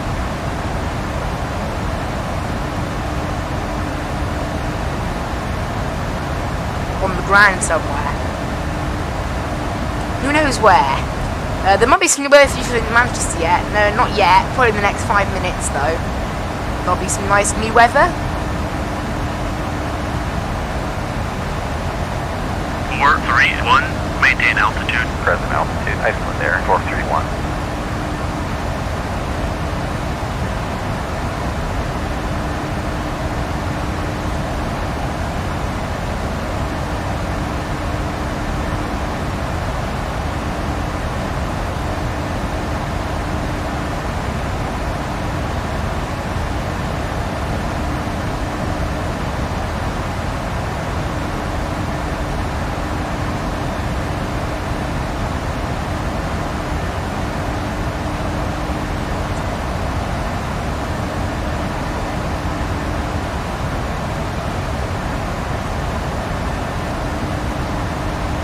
Miles to BC out. I'm not really sure what. I'm not even sure how there is a VOR. At least according to ProATC, there's no land. Actually, there is. I do. One thing with ProATC, its idea of land is very bad. Like I was flying to Malta the other day, and you can see here. Look, Malta's around here. Yeah, Malta doesn't exist. the moving map is not most accurate on ProATC.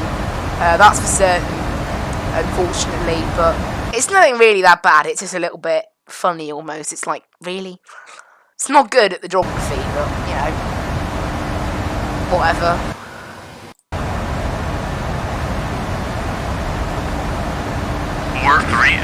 Descend to flight level 340. Descend to flight level 340, Iceland Air 431.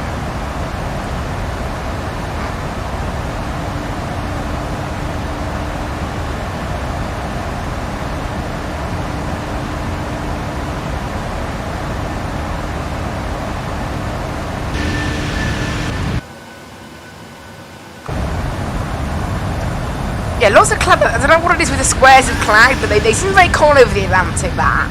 Squares of cloud. Like, maybe it's because it doesn't have any land to base it on or something, but yeah. You end up with this very strange sort of square cloud.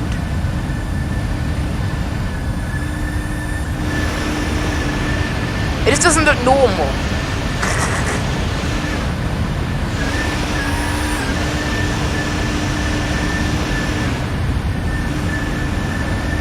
Like, clouds aren't meant to be square, I don't think. I don't know a lot about weather, but I know that. I'm surprised given how cloudy it is over the Atlantic. There's no cloud in Manchester. I guess we're still 340 miles from Manchester, I guess.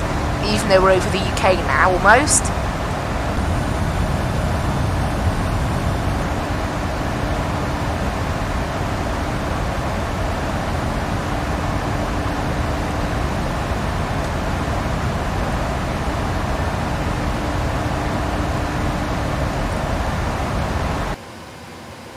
Scottish Centre, Lufthansa 446, with you at flight level 3. Well, there you go, that's an hour and 19 into the flight then. Roger. As it does another crash. I don't know why it does this. It must be the autosave with ProATC, but it's not normal. There we go. Roger. It's getting earlier as well. It's not doing it every 10 minutes. It's doing it like every 9.5 minutes. It's not exactly 10. Maybe it's because I paused the game. Because occasionally I have been looking through the menus and things, so maybe when I do that, it counts for the next 10 minutes, maybe.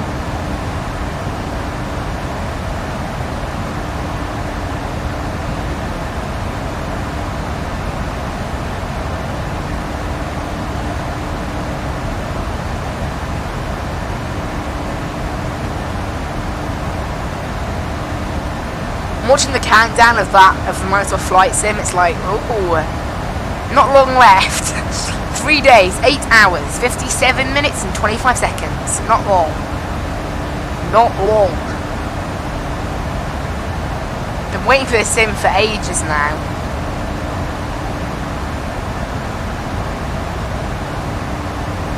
It's needed.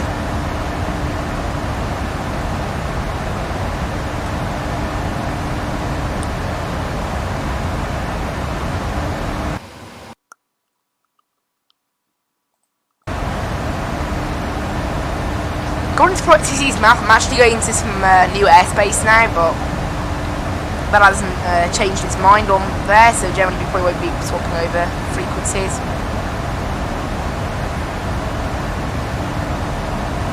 Make a little right turn now.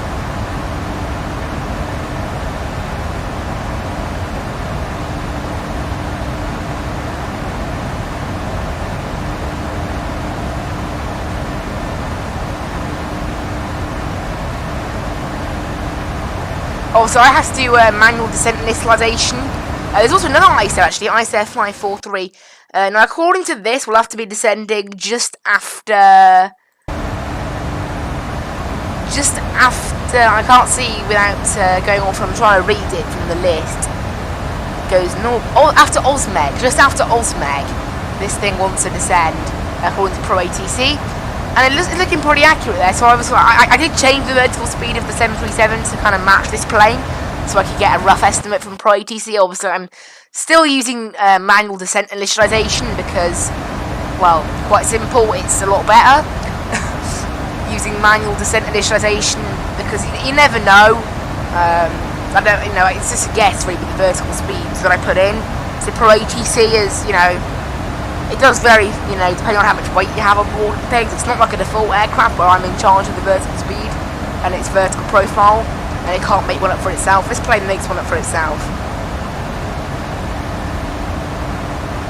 We're sending slightly earlier because for some reason, we need to be at flight level 200 at Lakey.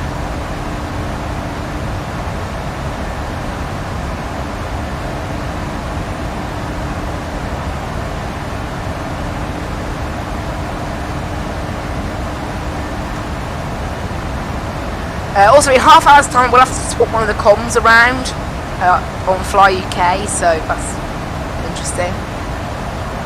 I'll do it on this side, which is the side that's not being used today. Fly UK, I don't know, for some reason it wants to use this side. No idea why. It just does.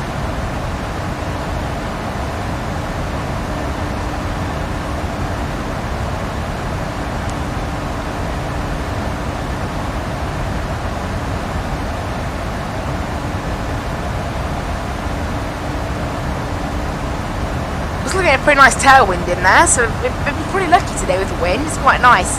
Even now, heading in a slightly different direction to what we were earlier.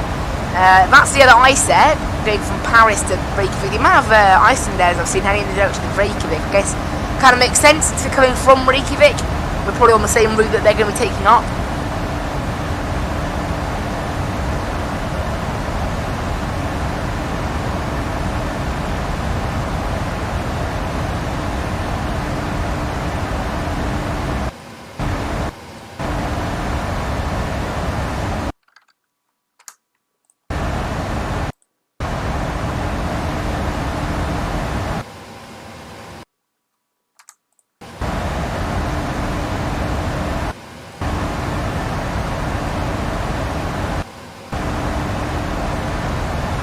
I'm going to little look at what route Icelandair do out of Reykjavik on flight radar 24. Wow, Vueling do a flight to Barcelona. That's long. How long does that take? 4 hours. Yeah, that's quite a while actually.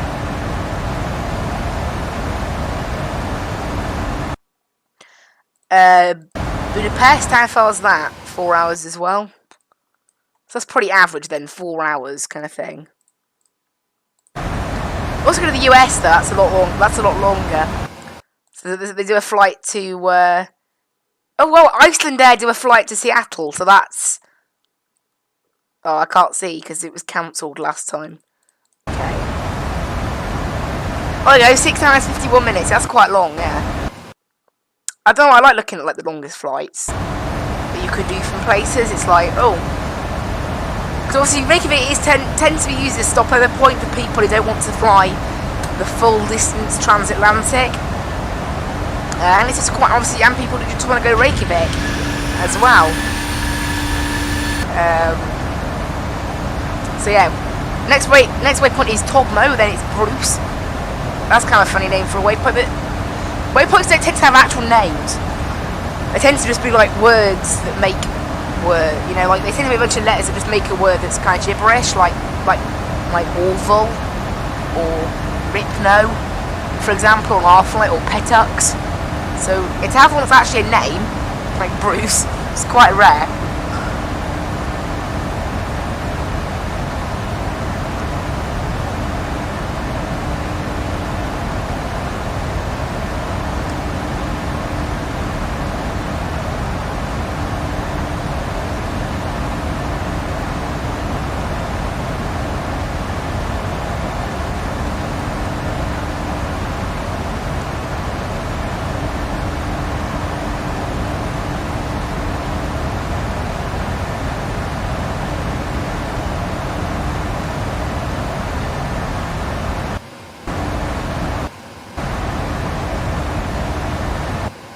There has not yet been any new weather in Manchester, so I'm still waiting on that. Actually, there has, never mind. I'm reading it wrong. 24 degrees. Wind is now variable at 4 knots, so it's slightly changed again, but it's going to be runway 05, I think, easily. It's just not much wind today in Manchester, which is quite nice, I guess, for flying. No cloud, no wind, pretty much perfect conditions, really. QNH is 1015. We're not descending for 145 miles yet, so we've still got plenty to go yet.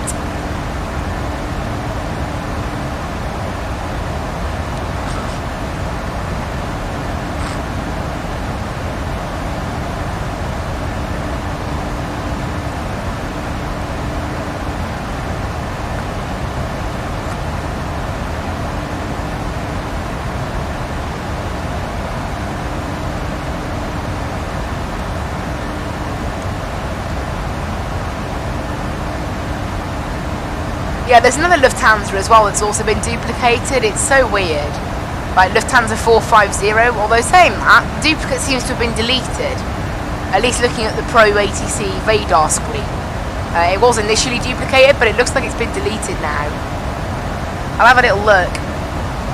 If I go to views and then new view, you can see it. Oh, it has been duplicated, look. See, I don't know, it's weird. I don't know why. Lufthansa and Ryanair are getting duplicated and nothing else is. It's a bit weird. Really? No, it's very weird, but who knows, I guess? Who knows?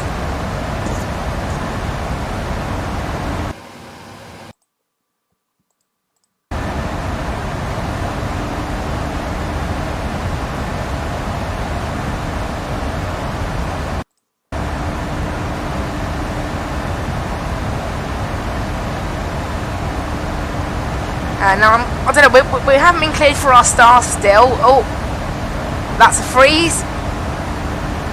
It's definitely changing the time it does the freeze. It's more like every 8 minutes, like more than every 9 minutes, say. There we go, and unfroze. I don't know why it does that, it's weird. It's because it's auto-saving, but it's weird that it's auto-saving and freezing it. So I'm positive on my other PC I have autosave turned on and it doesn't freeze. I'll turn it off for tomorrow. When the stream ends, I'll turn off freeze.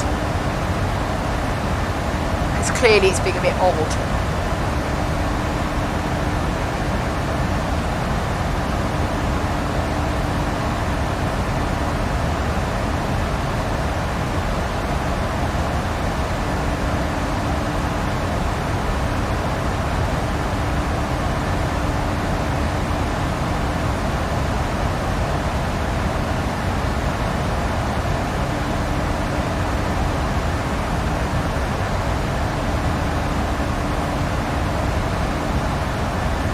I think we're actually landing on like the far away runway at Manchester. There's obviously two that are quite close together. Like, I think we're landing on the one that's further away from the terminal, 5 right. And in terms of parking position, it'll get given to us by ProATC. So I don't get to choose where we park. But that's definitely true.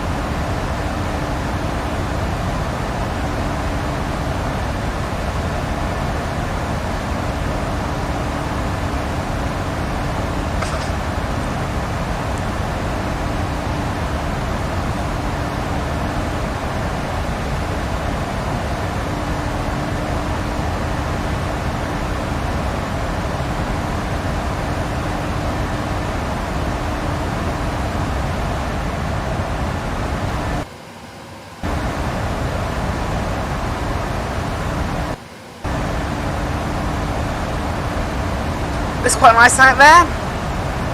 The cloud has cleared a little bit now. We can see obviously the land. As when but finally you can actually see the UK. Bye bye Atlantic. Hello UK. Nice land. Scotland now heading into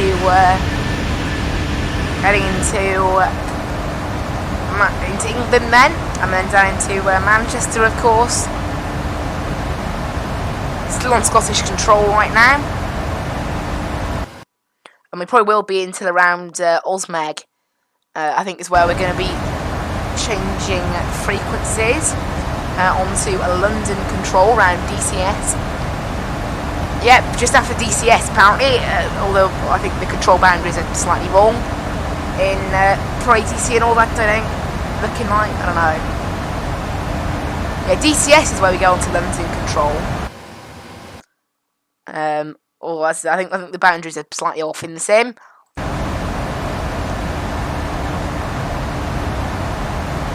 Can I add a vector in, look? Oh, I can't, no, I don't think I can.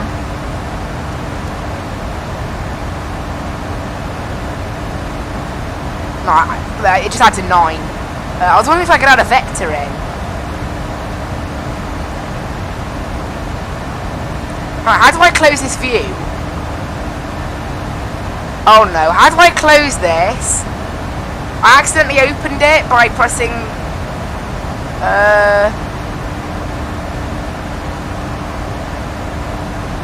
Seriously, how do I close this?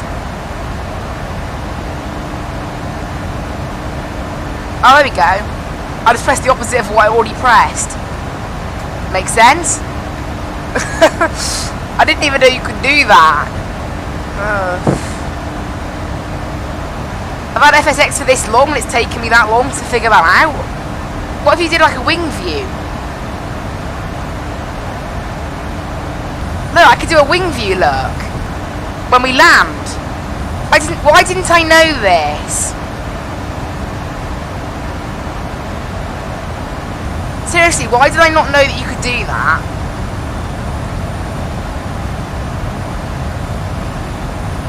That's really cool. Why didn't I know that? I mean, I get terrible FPS, but why didn't I know that? Seriously. Why did I not know that was a thing? Having like an extra... That's really cool. Aww, we should do that on landing.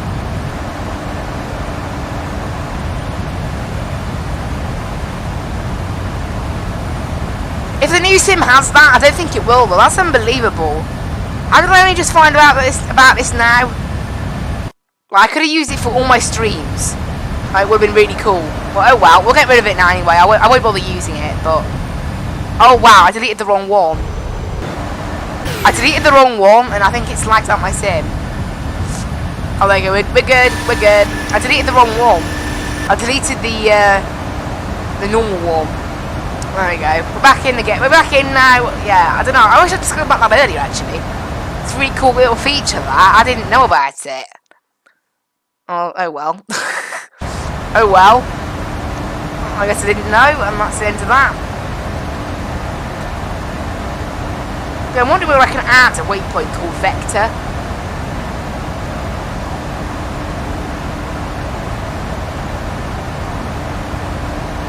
No, I can't.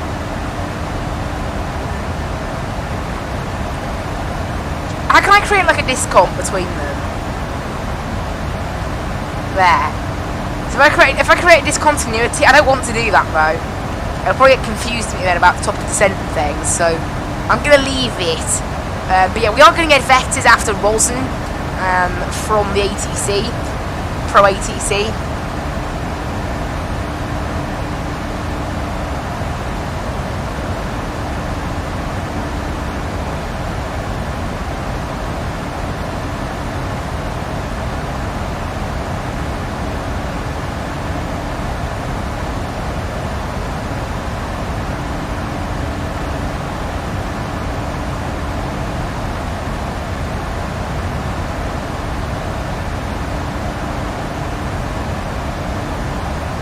Yeah, we're now 34 minutes into the flight. Got just 212 miles left to run now. 76 miles until the center. Oh, Brett.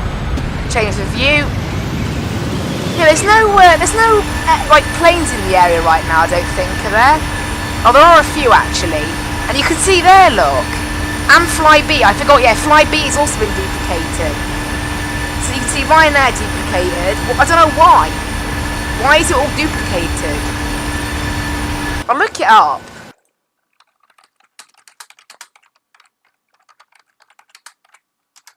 Because it didn't used to be duplicated.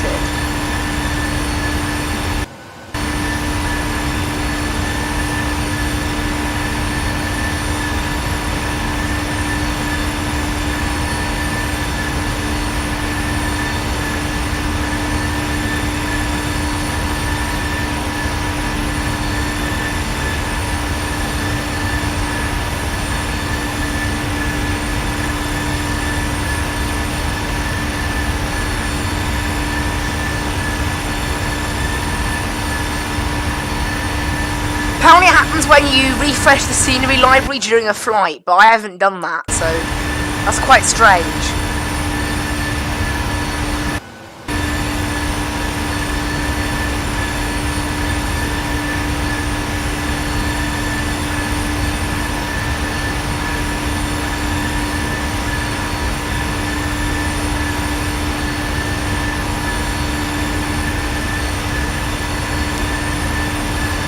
Who knows? I don't know. That's quite weird.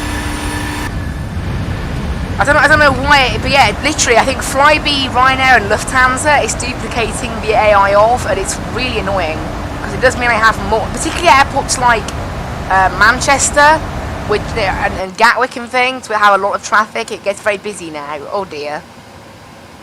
My flight sim's it's saving again, isn't it? Yeah.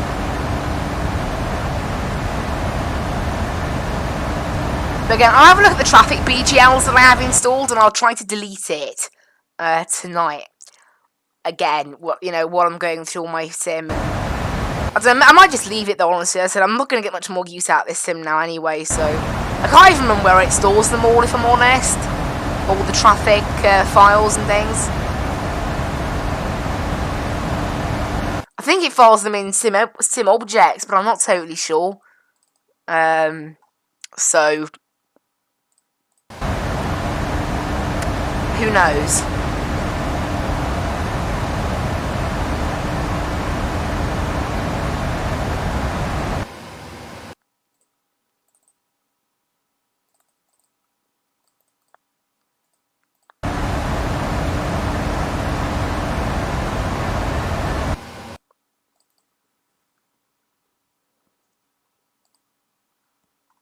Who knows?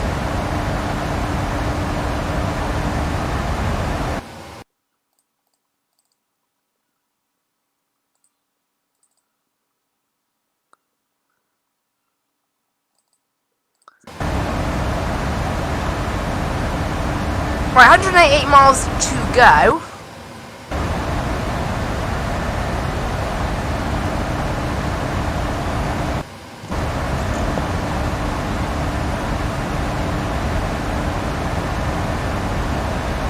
We're descending in just 50 miles now, a little bit after Osmeg, which is roughly where the sim says, roughly where ProATC wants me to descend as well, so that's quite nice.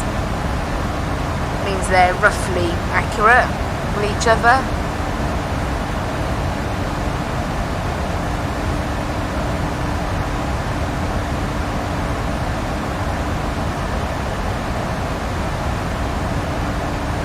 Yeah, I'll have to look into the duplicating AI then, if I can find where they are.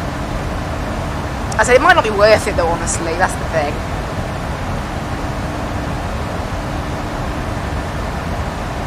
Since amazing, 2 more flights this week on this PC, and that'll probably be it for FSX then. There'll probably be a few more flights that I do, maybe, if the new sim doesn't turn out to be that sim ready, or it turns out to not run on the PC or whatever. Or it turns out there's a game-breaking bug, but honestly, other than those circumstances, so either basically I'm not able to play the new sim, or it's rubbish, which I highly doubt either of. And yeah, I think there's tons of new ones now spawning in, and yeah, Fly UK has been duplicated. So I'll have to have a look as to why, as to why it's doing that. It's quite weird, but who knows? Who knows? Now I still, the start of my star is not that far away now, at Lakey. So I still haven't had my star confirmed. Normally it's roughly around Ritno. I'll probably get it confirmed by ATC then, which is just before, just by descent. It's only 2 waypoints away from the start, so it's probably, roughly where I'm going to get it confirmed. But I am waiting for that. And then obviously, and then they'll say expect an approach, and then they'll give me my approach a little bit later on. But generally, when they say expect, when they give you your star, once they give you your star, it very rarely changes the approach after that, because obviously in the real world they probably wouldn't do that really.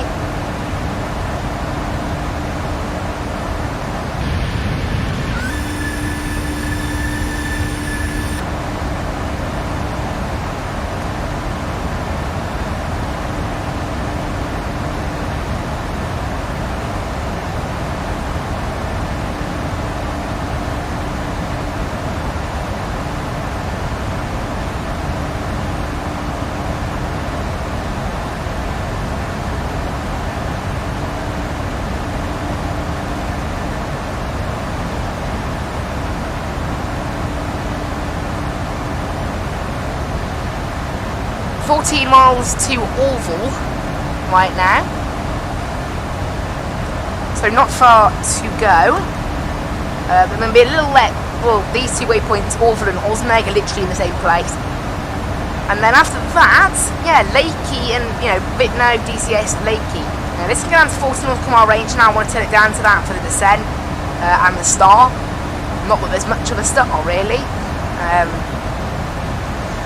Also, be prepared as well. Initially, the descent we get given might be a bit weird. On a flight like this, they normally will tell us to descend to flight level 340 at first, and then give us a further descent. It's a bit strange. I don't know why the game does that for ATC, but it doesn't always do it. It only does it sometimes. But it does sometimes. Also, weirdly, I'm having a look now. Jersey 345 doesn't appear to be duplicated. Looking at it, so... Well, in that case, I guess it's quite good if it's not all of them that are duplicated, but it certainly doesn't look like it from that. It's just taken... Actually, it has just taken off. So it could be that the other one just hasn't got in the air yet. That's probably what it is. You can see there's now much more. You can see here, look, all of these are duplicated, and these are all Flybys, and then these are Ryanairs, and they're all duplicated. But you can see here, look, EasyJet isn't duplicated. That's BMI Baby, I believe. Obviously, these packs are quite old. That's not duplicated. Actually, as well, no, that's Flyby, yeah. So it literally just Flyby, Ryanair, and Lufthansa. Although weirdly, Lufthansa Cargo hasn't been duplicated, so there's some slight weirdness going on, I think. Not really sure exactly what, but yeah, clearly something a bit odd. Next waypoint, Osmeg. Now, they're very close together, all these waypoints, so we're going through them pretty quickly.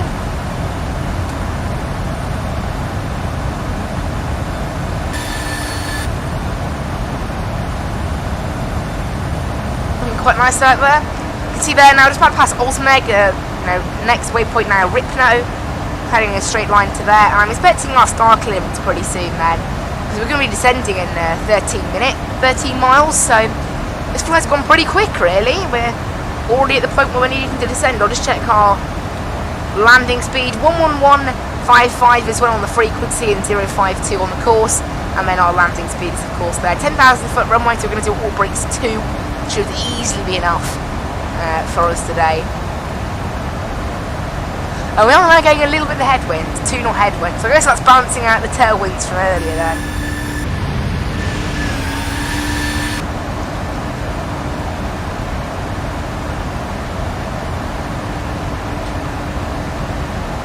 And they go, we're now getting a message saying reset MCP altitude, so that means we need to request to descend. Request to descend, UKV 853. UKV 853. And you can see there, look, it's only cleared as 1,000 feet, which is a bit weird. It does often do that. I don't know why, but yeah, sometimes it does that. I think it's a bug, but it's a little bit strange. You know, just at first it does that, which is quite strange, but oh well. And obviously we're descending literally, you know, like 4 miles, yeah. So not far. We've only got 138 miles to go.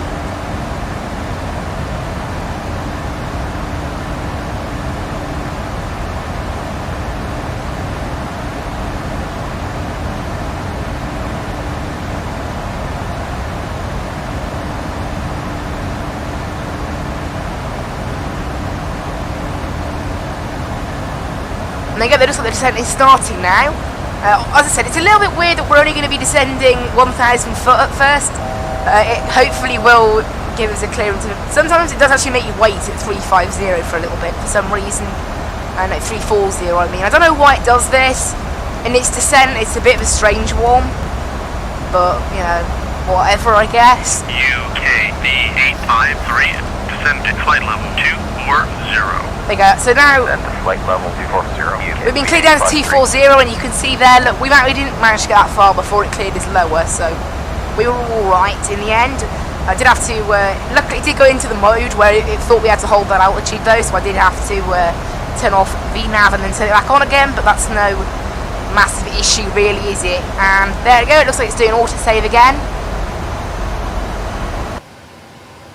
Great. I hate this. Well, it didn't do it 10 minutes ago, did it? Oh, this one's frozen for a while. Oh, there we go, we're good. 853, contact radar 111. So this is London Control now, I think. But, yeah, Manchester Centre, apparently. 77 UKV 853.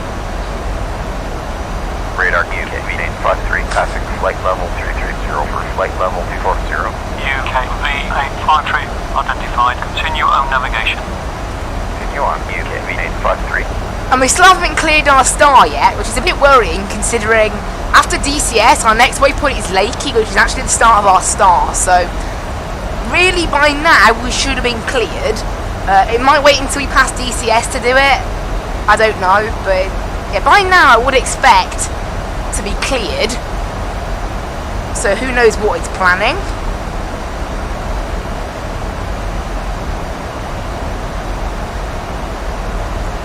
But as I said, luckily it does give you an expect, which is generally accurate, you know. Pretty much always it's accurate, in fact. Also, now we've started our descent, we are going to preset the QNH, so it's going to be 1015 down in Manchester today. And the weather has not updated for 320 yet, it's still at 250 weather, so it'll have to move up a little bit, but yeah. 767, Very busy all of a sudden on the frequency. 9068, climb to flight level 290. Climbing to flight level 2. Obviously the fact that it's this busy does mean that if there is a star clearance going off, I might not get it until a bit later. Climbing to flight level 240 1035. 9068, climb and maintain And flight you can level see there, look, he said 240. 968 twice. The reason is literally because there's two of one plane at once. So it's very busy now. Ryanair 7075, climb and maintain flight level 340. Climb and maintain flight level 340. Ryanair 707. What I'll do, I'll uninstall the packs and then install them again. Climb and maintain That's flight what I'll level do. 340. Climb and maintain flight level 340. See if that helps. 7075. UKV 853, descend to flight level 240. Yeah, Romeo Boston 2 Oscar Alpha, Sierra, great. Uniform 2 Alpha, arrival expect vectors to ILS, approach runway 05 right. Descend Great. flight level 240. Expect Romeo, Oscar, Sierra, Uniform 2 Alpha vectors for ILS. Approach runway 05 right. UKV 853. So you see there, we now know we're on the Roslyn 2 Alpha, and we also know that we're going to be getting vectors to the ILS. Runway 05 right, which is everything that we already have planned in, so that's absolutely great.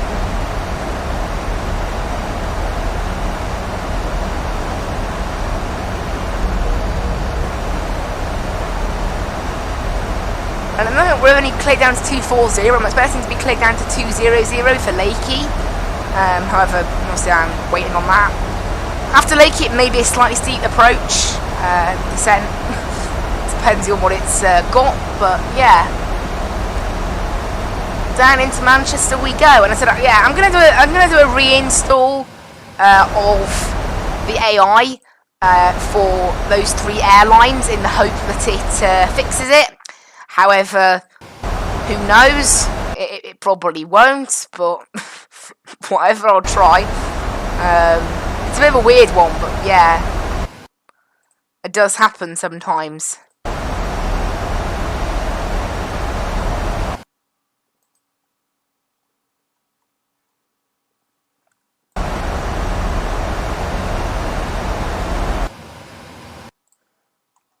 UK V853, descend to flight level 200. They go 200. Descend to flight level 200, UK V853. 103. So next, yeah, that's for Lakey, that is. Climb and maintain flight level 280, 1035. 1035, climb to flight Do you level see there, look, he's talking to 1035 twice. That's because that's a flyby and it's been duplicated. Descend to flight level 250. I'll have a look to make sure nothing else is duplicated as well. Ryanair 7075. So far, I'm pretty sure it's only those 3 airlines. Descend to flight level 250. Descend to flight level 250, Ryanair 7075. So if you look here, you can see here's all the Ryanairs. They're all duplicated, and then these are all the Flybys, and they're also duplicated. But then nothing else, which is also a bit strange. No BAs, no Thomas Cooks, Thompsons. That's a bit strange. I don't really know what's totally going on with my game, but it's being a little bit odd with the AI. So there's at least one Thompson, I guess, but yeah, it's being a little bit strange. So I'll have a look into it after I finish the stream. Obviously, I'm not gonna have a look in now, obviously. Oh, and they go 2 hours into the flight, so Skytrack wants me to change one of my comms to make sure I'm there.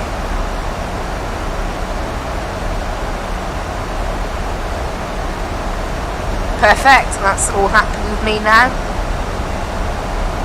Well, we are descending, so I don't really know why it even needs to know. I mean, like, you know, we have to sort of control the descent ourselves. We have to set the altitude ourselves, but, you know, who knows, I guess.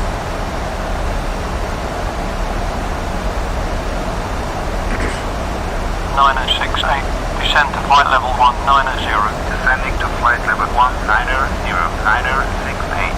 9068, descend to flight level 190. Descending to flight level 190, 9068. But it does mean that when we land in Manchester, we'll probably see a lot of Flybys in particular, because they fly into Manchester quite a bit. So, what with them being duplicated, we might have some slight odd moments going on there, but hopefully it'll be okay. I said I don't even know why they're duplicating, and then obviously 200 at Lakey, but then we should get cleared lower than that as soon as ProATC realises we've passed Lakey, which will be before the plane realises we've passed Lakey.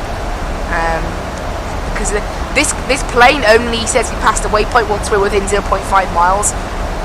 ProATC, it's roughly between 2 and 3 miles that it says we've passed a waypoint, so it's okay. So there's the altitude horn.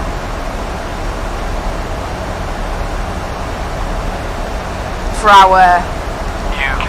And there we go, cleared lower. Descend to flight level 100, speed 250. Cleared Romeo, Oscar, Sierra, Uniform 2, Alpha, arrival, expect vectors to ILS, approach runway 05 right. Descend to flight level 1. So I know it said speed 250, but that's because the next waypoint is 250, it's not accurate. Just to let you know. And that's why it doesn't show up in the speech up there, in the subtitle. But yeah. So yeah, we're now descending down into Manchester, 78 miles out now.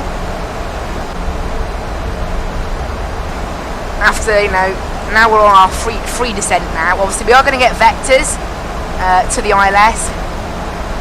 So, I'll have a quick look at what those vectors look like as well, because I can actually see what the path is. And you can see, if I show you guys, you can see here, look, we pass, basically head in, instead of going from Roslyn direct to the ILS, we're basically going from Roslyn, CRDWF is the vector. So that's what we're doing there, but yeah. Okay. should be all fine. Although weirdly, there's actually a Lufthansa. Oh, that's Lufthansa cargo. There we go. Yeah, it's so odd. Yeah, particularly it's that some of them are duplicated. The AI, it's so weird. I don't know why they've been duplicated, but they have for some reason, and it's a little bit odd. But oh well, I guess it's a bit strange. And I think it's loading in an airport. Ouch, ouch, ouch, frames. Ouch, frames. Still ouch, frames. And good. Just as it's loading in new AI, that is.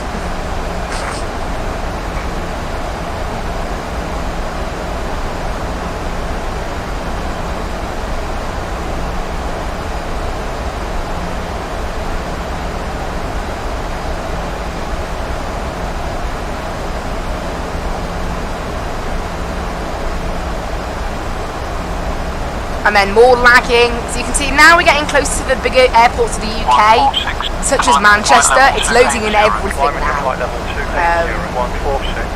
So that's the reason for the slight lagging we're now getting. It's loading all the AI. Weirdly though, I do notice the performance difference.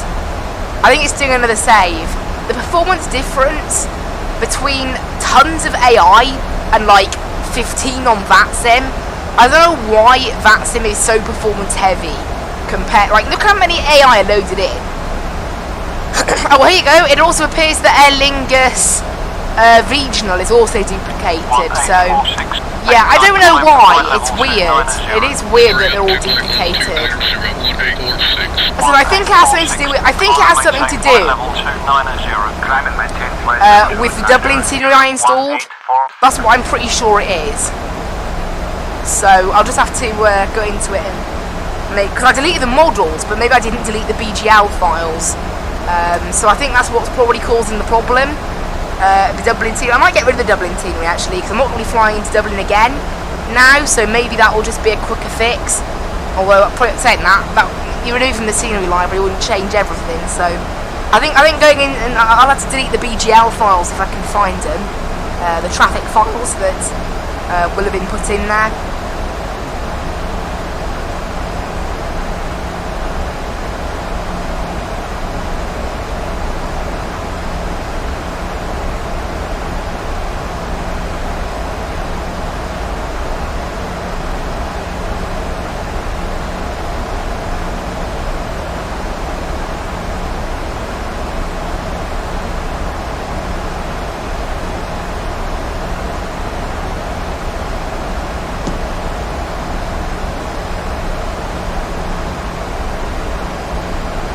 Well, we're approaching TNT 56 now. Got 10 miles to go.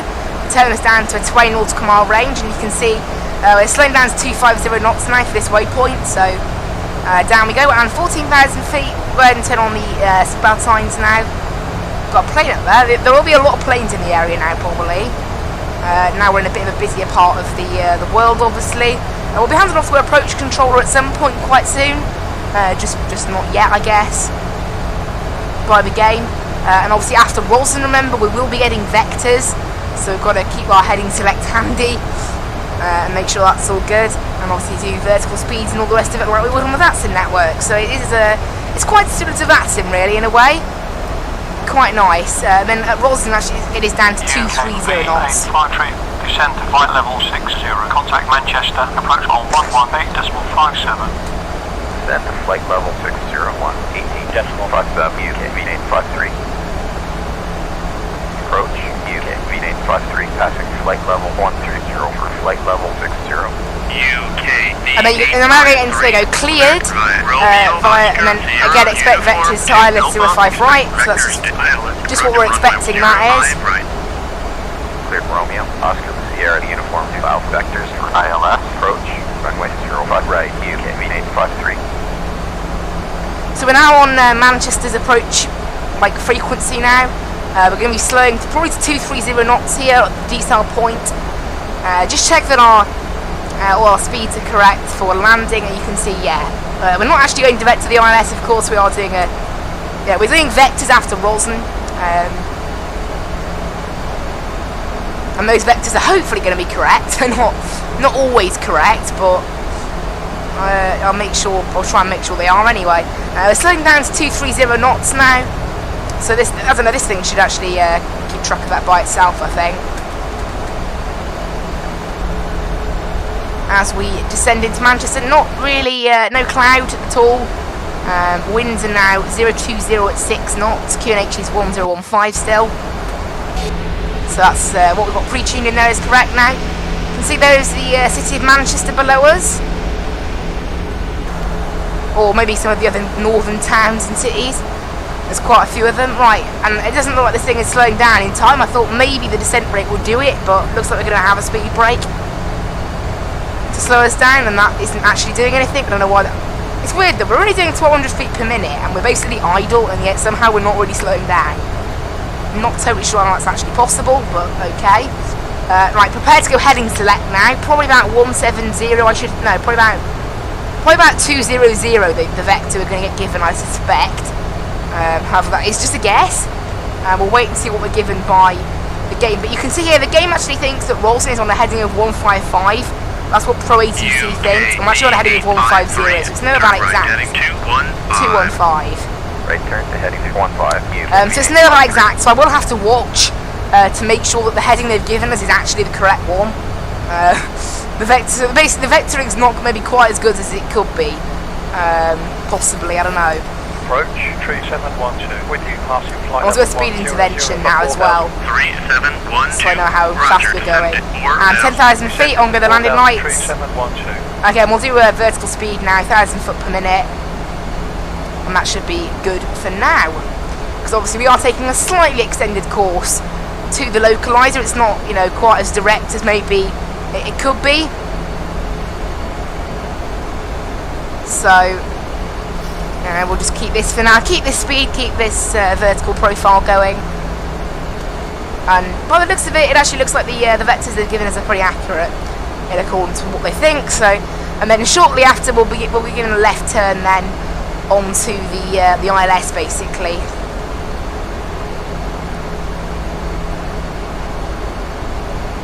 And at the moment, we've only been clicked down to 6,000, so. The ILS altitude is actually 3,000, but just 1,000 foot per minute for now should be okay for us.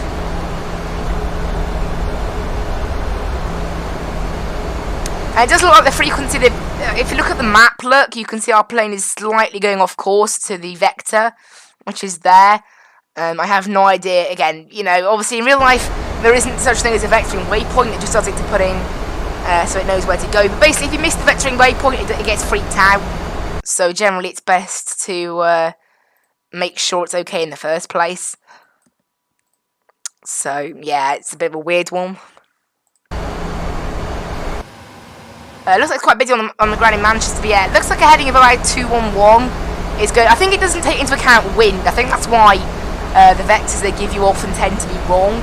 But we'll set a heading of 210 now.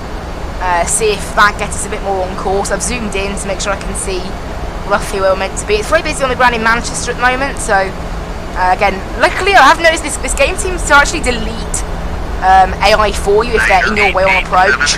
Because one common thing when flying into big airports with this game, remember, the default ATC, despite the fact what you're hearing, the default ATC is still controlling the AI, so they can sometimes end up in our way through basically bad ATC, so obviously that's not our fault. And you know, I remember once I think it might have been on stream, I'm not sure. I had to do about 3 go-arounds at Manchester Airport because of bad AI planning that this game does. So obviously, you know, generally it has got to the point now where if I get a go-around call from ATC, I just ignore them. You know, I'm hoping the ATC to come with the new flight sim will be able to avoid that kind of thing, but who knows? I don't know exactly how good they are. Just making sure I'm on the correct vector right now. You can see they're descending to 6,000. We haven't been cleared any further yet, actually. We've gone flaps 2 as well. So, yep. Just descending down into Manchester Airport now. The vectors are the vector point is about here, just past the ILS, so, you know. That's kind of how that is, I guess. And you can see there, just going down to 6,000 feet now, and we'll be holding there until we get cleared any lower, which we haven't yet, so yeah.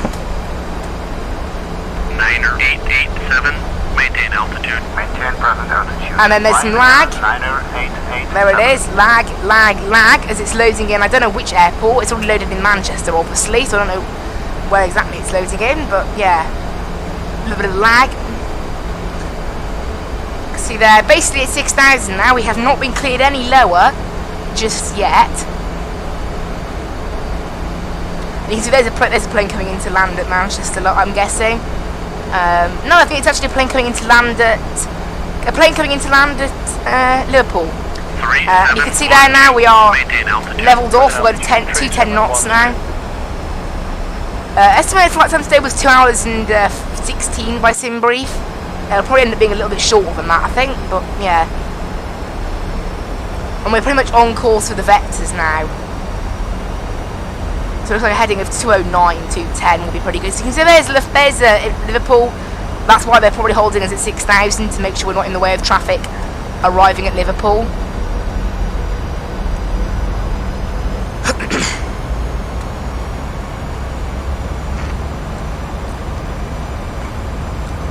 Yeah, now we're going to continue like this for a little bit more, and you can see the game now thinks we're a little bit too high up, because for some reason we haven't been cleared any lower than 6,000.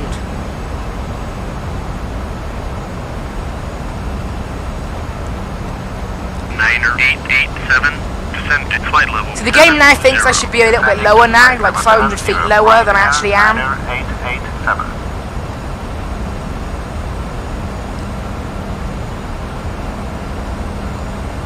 So I don't know why the game isn't letting me descend now. With you, passing flight level 109 for 5,000. 2177. Yeah, we're approaching the vector now. Looks like a heading of about 211 will be good now. Looking at the map. It is kind of silly. You can see that the initial vector of 215 was not correct.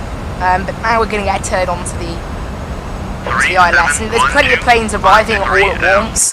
So again, you know, if I was using FSX default ATC right now, I'd be told to go around. This ATC doesn't do that, it tends to delete. I find it seems to have the power to delete planes that get in the way, which is kind of quite odd. Funny maybe, I don't know. But yeah, it does seem to have the power to do that.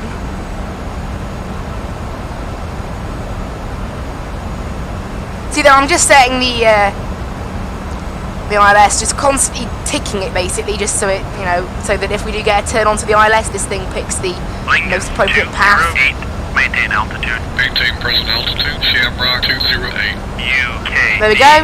853. Turn left, heading 105 to Charlie, Foxtrot 05 Romeo. Left turn to heading So and now it's our own Charlie, navigation Foxtrot 05 to the Romeo, ILS. UKV 853. So we're going to enable ALNAV, and we're going to enable approach. Actually, before we do that, we're going to go ahead and activate the frequency, and then we can enable approach, 2177. or not. Maintain altitude. There we go. Now we can enable approach. We haven't been cleared. Oh, we have been cleared down lower now, although they didn't say it. We have.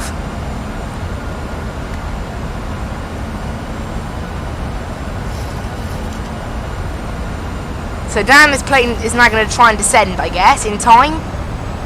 And I want to do a speed intervention. We'll do 190 knots to help us slow down. Flaps 5, and I'm just going to basically tell it to do 205 knots, and this thing should be able to do a pretty quick descent then. Hopefully, although it still isn't. Hello, plane, you need to do a quick descent, please. Okay, it's not going to do a quick descent for us, so we're going to have to tell the plane to do it. Using that way of doing things, just telling it ourselves. And we'll go 190 knots now, I guess. We can go flaps 10. That's the most we can go without the plane shouting at us now. I'm going to go QH1015 now. And we need to contact the tower once we established. Descent to 3000, cleared for final tower at the marker 118.6 UKV 853. And you can see there, we are now approaching Manchester, and it does look like there are two There's two AI that are like right next to each other, both on approach. So you can see there straight away how even they would need to go around. It is quite silly, really. Present altitude, easy 702. Well, obviously, I'm hoping that they should just get out of the way, really, Present altitude for us. 177. 9887, maintain altitude. Maintain present altitude. Ryanair 9. We'll go 160 knots now. Allow this thing to start slowing itself down a little bit more once we're at 3,000.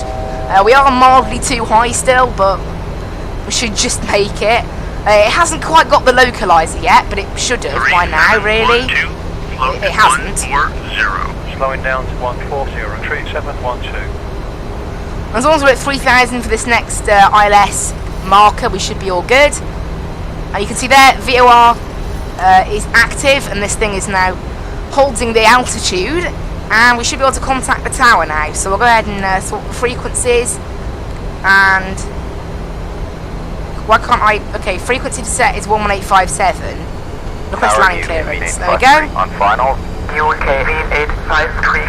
Slow to final approach speed. QNH 1015. Clear to land runway 05 right. So you can see we've been cleared to land now. The final approach speed. QNH 1015. Cleared to land runway 05 right. UK 853. See, we're still 9 miles out though, so we've got a little bit of a way to go yet. Everything's looking good for landing. Just means these need to go into continuous. Plenty of planes on approach to Tower 2177 on final. It's such a bug, this. That 2177 that you're hearing there, 2177 is currently at 7,000 feet. No idea why, but it is. It's a bit of a bug. I said, if we weren't using ProATC right now, we'd be needing to go around. The default ATC is terrible, really. Tower 3148. Holding short of runway 05 left. Ready for departure. 3148. Line up runway 05 left. Lining up runway 05 left. 3148. We are going to get a traffic alert, by the way, so I may turn off the TCAS just to make sure that doesn't get really irritating. Because you can hear how busy it is. Clear to land runway 05 left.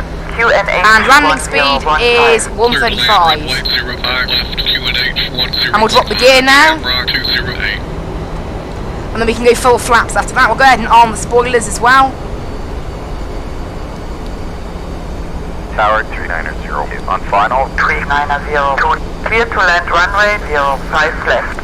Now the gear's down, we'll go flaps full, and we'll get rid of the autopilot, we'll get rid of the auto throttle, and we'll get rid of the autopilot as well.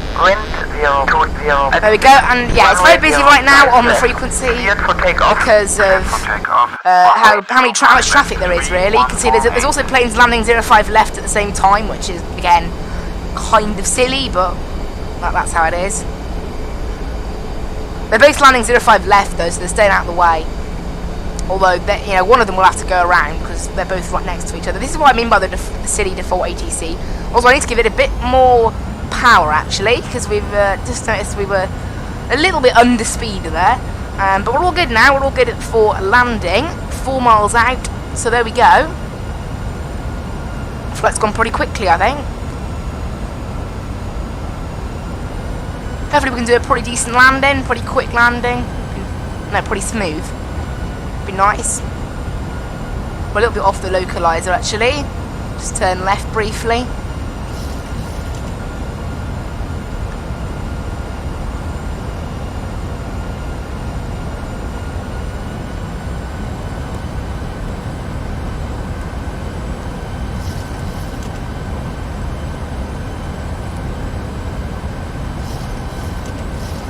Just trim the aircraft a little bit.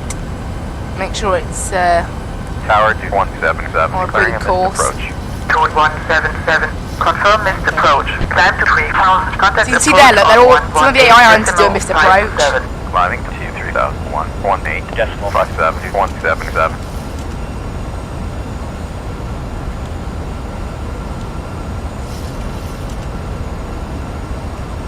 Yeah, first time I've actually tried playing with the trim, it seems to be okay. Doing quite a nice approach using that.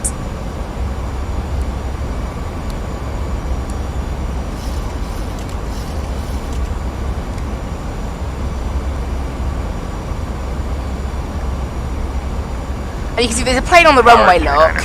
That's how stupid the default ATC is, really. Confirm missed approach. Climb to 3000. All the planes are going to do missed approaches. Like, it's just silly. Climbing to 3001, 18, decimal 5739 0. Approaching minimums.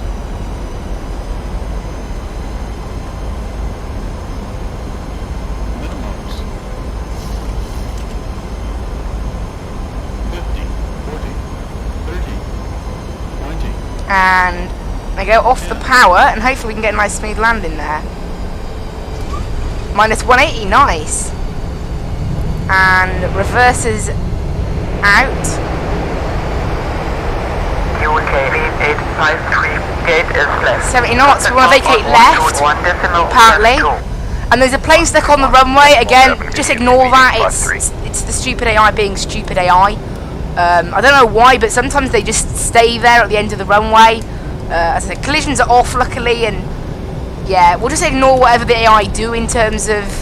Sometimes it's a little bit stupid. You know, like now I've landed, it has actually started moving. But I think what it is as well, it doesn't help that I'm not communicating with the ATC. Obviously, because I'm using ProATC, so the game gets a bit confused. We'll go ahead and vacate left here then. 2 hours 14 minutes. We'll go ahead and request a taxi to parking. Ground UK V853 is clear of the runway. Request taxi to parking.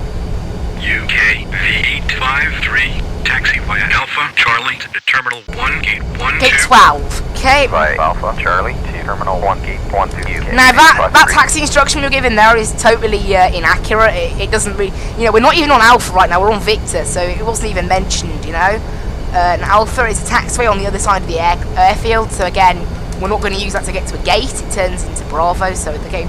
Actually, no, Alpha. Yeah, okay. We're going to go down uniform. And then Bravo is what it really is. And then straight in to get all the way down to Alpha, and then just straight in from Alpha. So that's quite a nice little thing. We're stuck behind this British Airways that I don't know what it's doing. And flaps back to normal, and engine start switches into off position, and there we go. We're all good then. All good. We get on to AP power now as well. Hello and welcome everyone to Manchester. Lovely landing that. We're now stuck behind a little BA. I'll go ahead and turn off the TCAS now because we're getting a traffic warning, and obviously we're on the ground, so it doesn't matter. You're not meant to have it on the ground anyway, apart from all that's in when the controllers sometimes, depending on the software they're using, they can't see you unless you have the TCAS on, I think. And there's a plane going around there. Oh, no, never mind, that one's actually taking off. However, it's very common to see them going around. We're going to make a left here, and then it's straight down Bravo, straight down Alpha. They're just the same taxiway, all the way straight into Gate 12. I don't know what the BA ahead is doing. That's going one more, obviously, then.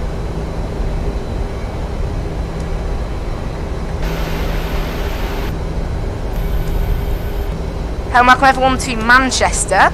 Nothing taking off, so we can just go right across here. And you can see what I mean by them being duplicated. That jersey there, that Flyby, and that Flyby there are both the same flight. So yeah, for some reason they're being duplicated. As I said, I think it has something to do with the Dublin scenery. Then install a bunch of AI. Even though I deleted the modules and things. So you can see there, 482. I don't know why they're telling that one to hold position, but they are. I'm guessing they think maybe I'm a threat somehow, even though I'm nowhere near. See, there's quite a lot of private jets and things here as well that are all parked up on the apron there. There. And then there's obviously the AI. But we're taxiing straight along, that's our gate there, look, so pretty nice little taxi. Continue taxi. Roger, 482. 482. Hold your position. Roger, hold position. 482.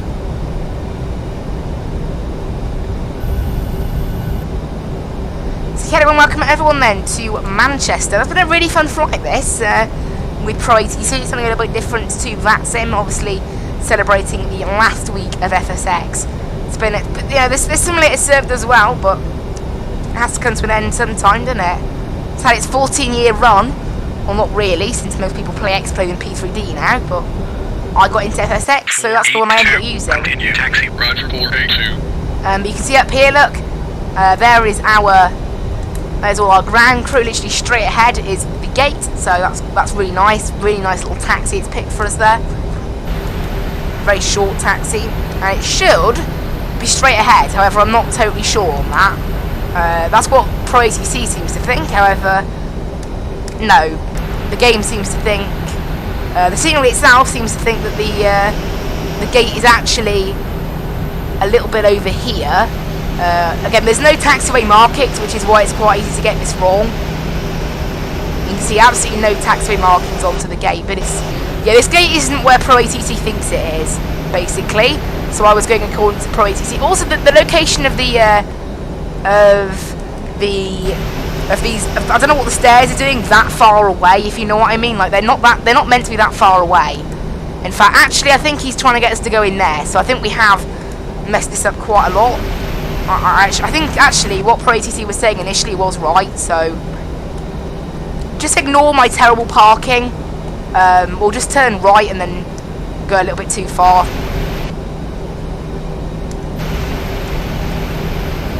Yeah, that was pretty bad parking. I couldn't tell where to park there, but oh well.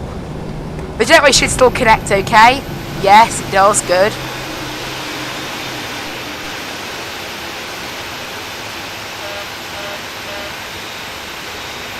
And there you go, the jetway's now connecting.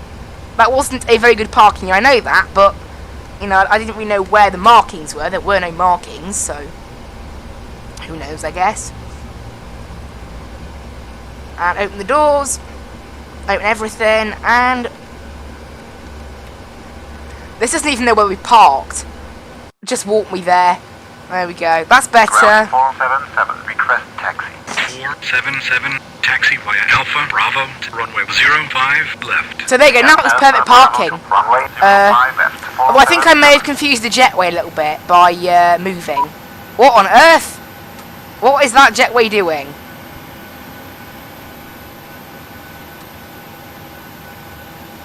Who knows what the jetway's doing, honestly. It's now inside the plane, so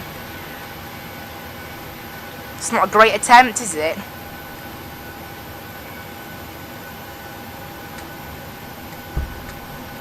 But if I move it further away and then connect it again, I think it's going to have a bit better luck this time. There you go, that's better.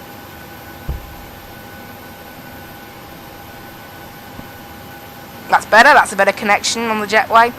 Okay, hey and welcome everyone then to Manchester.